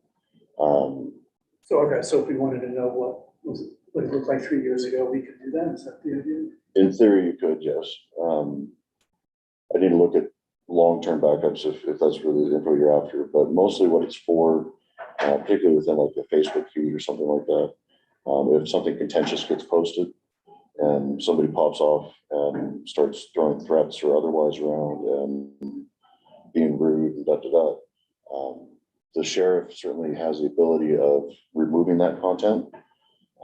But in a long-term scope, we're also not trying to suppress anybody's First Amendment rights, which has happened in multiple different jurisdictions across the country. There's various precedent out there of well-intended, like you got somebody who's being an obvious ass on Facebook and it gets put, shared, If in LA, I want to say it's LA County, it was one of the bigger ones that got busted for it. They settled for many millions of dollars because they ultimately removed this post. And because they didn't have proper backup to prove that they deleted it for this, that, and the reason, they got their hands slapped for First Amendment rights. So that from a liability standpoint, that's mostly why we have it. We haven't had to use it like that at all. But the nice part of it is that it's real time. So even if somebody's up late and they post something and somebody clips it and, you know, our office notices it and they delete it and they come back afterwards, we can actually come back and show what the original post looked like, who deleted it, what the metadata goes along with it. But we certainly are paying for it. And the number of social media accounts that we have, and we've had discussions internally with staff on this a bit, has increased quite a bit. And the advice from our attorney was to, on any of these pages, if you're eliciting comments and otherwise, then it needs to be archived, I like to think that all of them are. But at the same time, we listed them all out, and it was 40 something accounts between various platforms, including Twitter and Instagram, which the system's not picking up. So I don't know. It was recommended as a good thing to do. We've been paying for it for several years. We haven't actually used it yet. We haven't actually used it yet, right? But I can also say the same thing for a bunch of our backups and other products and things that I pay for. Okay, I was just curious. Thanks for the explanation. Excuse me. It looks like management system tools, there's an increase being, Yeah, and this one I'm still kind of shopping around a little bit. Right now I use a product for endpoint management. Basically, this is a system that gets installed on each of the PCs, and otherwise it's county owned. And it gives me direct insight onto that PC, what it's got in it, any kind of issues that it's happening to it. It provides remote connectivity to it, alerting, a whole bunch of different other stuff. The product I have, I've been using for the last several years. It's not a bad product. It's just, when it works, it's great. When it's not, and it seems like it's not working more times, it makes my job a little bit harder. So I've been looking at some different vendors. I put that 15 in there. I don't really think it's going to be that much to kind of go with, but it certainly is a quote that I got back from one of the new vendors. okay. So will you be sure to follow up with me if you get a more concrete quote with Oh, the yeah. vendor? Thank you. Absolutely. And this one, should be noted too, the 2023 actuals it's showing in there was actually our renewal payment for 2022. I didn't notice that it got thrown into 23, and we've since closed 2022. So I have to renew that this year at some point anyway. Okay, so that's gonna go over. And so I'll circle back to this when we talk about RMI in a second. But the next line that you have there is backup solutions. The increase on this one, every year I come back to update them or to renew them. And they're coming back with 12, 15% increases. I typically expect about a 5% increase with tech like that. This one I fluffed it a little bit more just to hope that I don't have to come back to them again and be like, hey guys, again. And they've been nice enough, our vendors been nice enough to come back with the vendor and kind of work out. But I've ended up eating part of the cost of the professional services or somewhere else in order to be able to meet it. The RMN is a remote management monitoring. This initially was a line item that was put in several years ago. I had a company in here that was taking care of some back-end administration stuff for servers. They weren't pulling their weight. I was doing all of the work anyway, so I stopped paying them. But this last year, we put in $100,000 as you see, and we split that between the radio tech position. And we talked a bit about that in the council meeting, the commission meeting. That's a cost not to exceed, and it's for labor and travel. The parts and whatnot that get thrown into it, we're taking out of the sheriff's budget or somewhere else. I don't suspect that we're going to meet that 50,000 this year. He just got up and did some tower work at Bald and Willow, as well as down here at ESC. And it came in a few $1,000s, and the actuals that you see there is from that as well. The other $50,000 I earmarked for a solution called MDR. And MDR is a managed detection and response. And what it essentially does, it works hand in hand with endpoint management, with firewalls, with all the various network pieces that I have here. It does consistent logging, and it has an operations center that backs it. And essentially all that means is that if there is an infection that happens on network, it's something that has anomalous detection in it, and it can take action and isolation on that without me even having to lift a finger. I'll more times than not get a report that shows, hey, this was remediated. And, you know, off you go. The reason I haven't spent the $50,000 is that with the State Cybersecurity Commission and the Utah Cyber Center, they're coming out with funding, if you want to call it, and or resources. And one of those resources is providing a MDR solution for all the political subdivisions of the state. Within our piece, you can't use grant funding because it's federal money ultimately at this point to be able to supplant. So I'm essentially waiting until the 19th when they say, yes, we're going to provide this. And then I've got those 50,000 I can continue to use toward security funding. I would ask next year that you continue to keep funding this $50,000. It would take the place that I could throw that management system into that very well, because that certainly is a security piece. But there's a number of other different solutions that ultimately go into a whole zero trust architecture, which is ultimately what we're looking for to better our security posturing. Okay, to summarize that, Matt, so the half of that, which is radio duties, is up to, and so we've only spent that much because we haven't needed to spend more than that for radio maintenance. And then you're waiting, you haven't spent the other half of that because you're waiting on certain packages to be available from the state to purchase from in 2024. For 2023 this year, and Got it. then they'll also supply it to additional. 2024. Okay, And again, that's dependent on, and I brought it up a little bit about legislative funding and the ongoing pieces. I think that ultimately we'll see a support across the state for this type of thing. But one way or the other, if that is not there, we need to have extra money put in towards security solutions one way or the other.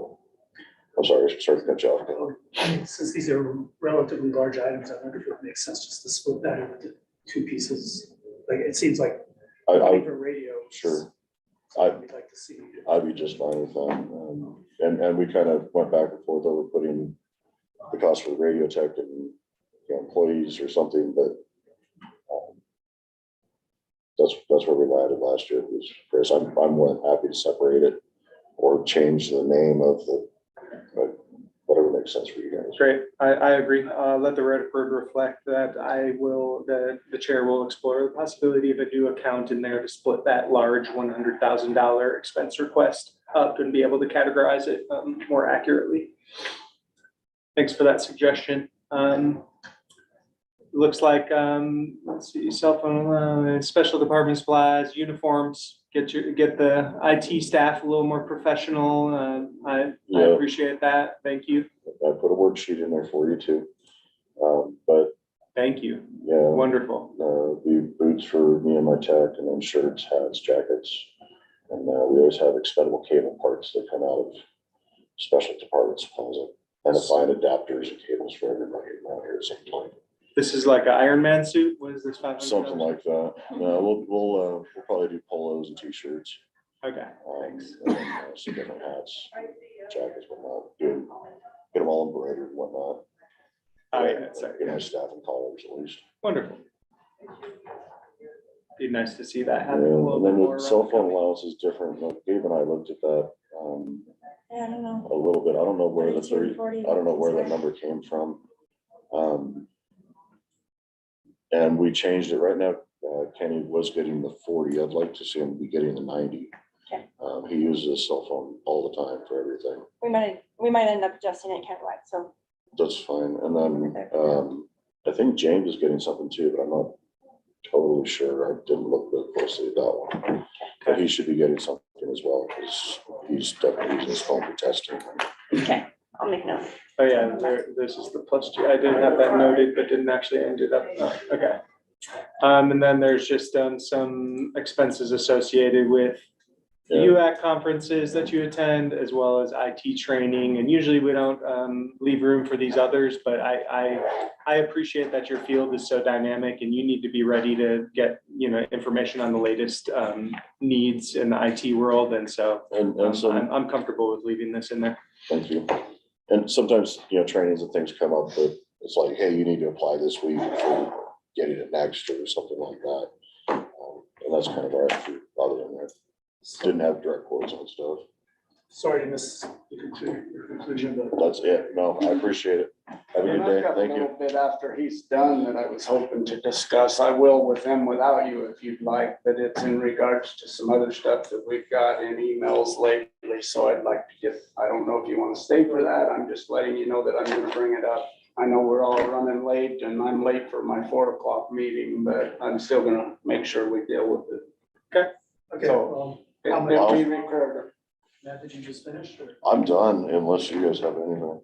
Okay. Thank you, Matt. We'll get out of Thank you, here. Matt. You're welcome, guys. Thank you. All right, luck. it sounds like Commissioner Winfield has a future consideration to raise. Please, by all means, thank you, Bill. Yes, and I've been over this quite a bit. Actually even lost some sleep over it, and that's the emails that we got from a member of the community. And I know you've done a good job of going back and forth, but I've kind of put some stuff together that I want to make a statement on and that I think that we need to address this. And it's because our budget is built on our financial statements. We need some clarity on the accuracy of these statements.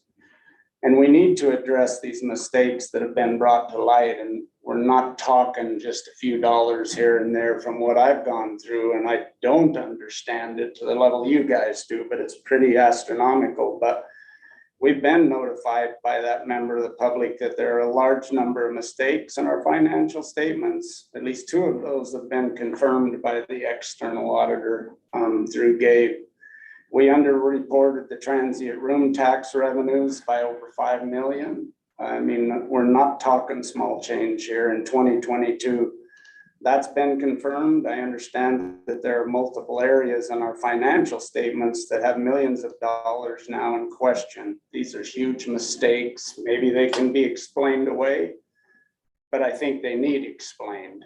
That's where I'm going with it. And I learned today that we have a resolution 3165 that established an audit committee back in 2019. I'm supposed to be on that committee now, but the audit committee has not met since I've been a commissioner. And it looks like it's never met because there are no minutes, there are no agendas that were able to be provided to that member of the public. Gabe clarified that it's been an ad hoc group of volunteers. Who are they? Who appointed them? Why are we going this route? The state recommended that Grand County set up an audit committee back in 2018 to make sure that these kind of mistakes couldn't happen. Not abiding by our own resolution is why we have some of these mistakes. And how can we expect the public to have confidence in our financial reports or this budget when even I don't have confidence? I mean, this has raised some concerning questions. It really has. And as I say, I've lost some sleep over it more than I want to. And again, there's an audit committee and I'm supposed to be a part of it, but we've yet to hold a meeting. And at Tuesday's meeting, Gabe, you mentioned that you were working with the outside consultant and Kevin for revenue projections. And why isn't that being done here? Why isn't that being done in this board or in the audit committee? And, you know, I know Kevin's great with numbers, but where are his financial credentials that this should be being done? Not maybe behind closed doors, but this should be being done in these budget meetings. So I would really like to see that corrected for sure. And try and get to the bottom of these mistakes. This is this is just not small change we're talking here. This is a major issue. And I hope that you understand and appreciate that I didn't bring this up at the first of the meeting. I didn't want this to be where we've got what we had here and everybody's sitting through and listening to this, but I think it's some serious stuff and I would like to see it taken seriously and that we move forward and at the very minimum, start our audit committee and start dealing with this more in the open. So that's really all I've got. Wasn't, like I say, trying to blow this up in front of a group of people that were in here over their budgets, so. Yeah, I definitely don't disagree that the concerns raised require explanation. And I'm not gonna, I'm not interested in sitting here making excuses about why policy hasn't been followed. I'm more interested in moving forward, following policy. Totally. And I'm really interested, I'm glad you brought it up, like, if there needs to be a question or a sort of a conversation about, that in-house piece of, in-house finance expertise rather than working through consultants. I'm in no way gatekeeping interested in gatekeeping this preparation process. I'm filling in the moment, and I'm hoping to excel with the use of professional expertise in a satisfactory way for the commission and the public. But I'm also really, if there are, folks like yourself that would be more interested in pursuing the path of a finance director in my office that was really dedicated to compliance on all these different levels, I'm not resistant to that. I'm not saying that we need to go out and hire somebody, and I'm not questioning your I know ability you're not. or your integrity. I've more than explained to you that I think that you're doing a good job in the position you're in, but I do think that we need to instate this audit committee and that we need to start meeting in this budget to discuss those revenue projections and to be a part of all that. I don't think it should be done as individuals or just one-ups here and there. I don't think that's appropriate. Just to address, there have been no revenue projections. Gabe and I had a conversation about how we might go about doing it in the future. Do we want to graph it, discussed a few options, but I think in the end, no one has a revenue projection for the sales taxes. And once it's ready, I think we discussed here together with Helms and Ragnar, so I don't see an issue there. And I know that we're coming out of we're in a transition from a previous person that was dealing this, but every audit that we have ever seen recommended having somebody with proper credentials here. And if that outside consultant handles that need that we have here, great, then he needs to be more a part of what we're doing, because I don't know, 5 million here, 2 million there. We're not talking about chump change, a couple thousand or a couple hundred. We expect our departments to be able to answer line item by line item, and I think that we need to be able to answer, and I hope that we get that all worked out. I'm more than willing to be a part of it, but I also want to be a part of it. So that's what I would like to see moving forward. I can also say a little bit more about the audit committee. Renee might actually be able to say more. But I think I've been on it for a few years. It was set up before I was a commissioner, so I don't know what the original vision was, but I know like in practice, we have it's the internal audit guys. They do, this is something that Grand County does that I think most other counties haven't done. There's a state mandate, but it's a place where we're way ahead of all the other counties in the state in terms of having in addition to the external audit, we have an internal audit committee. They just look at how cash is handled and accounting things, and they make recommendations. And so the internal audit committee just listens to that report and then typically say, okay, you'll work with staff to make sure that your recommendations, that's what those meetings have been generally. And it's been maybe 1 or 2 meetings a year. Maybe I misunderstood, but there's no minutes or there were no agendas or anything for that internal audit. So these meetings took place, but there were no, it calls for a chair and a co-chair and a secretary on that audit committee. So who are those people who've been handling that? It's supposed to be, we don't have to get into it, but yeah, but it is established as 3 commissioners and then Right. a financial I know expert. that myself and Kevin and Mary are the 3 commissioners this year, but And who is? I'm who's willing the to chair? take full responsibility for that policy not being followed, and I'm fine with that, and I'm most interested in sort of doing what we can moving forward to follow the policy. Yeah, I think maybe 3 years ago, we elected a chair or something, but the following year, maybe that didn't happen. Yeah. And anyway, I think for practical purposes, it's basically just someone to listen to the internal audit report and then make sure that staff are taking action. That's pretty much the only thing.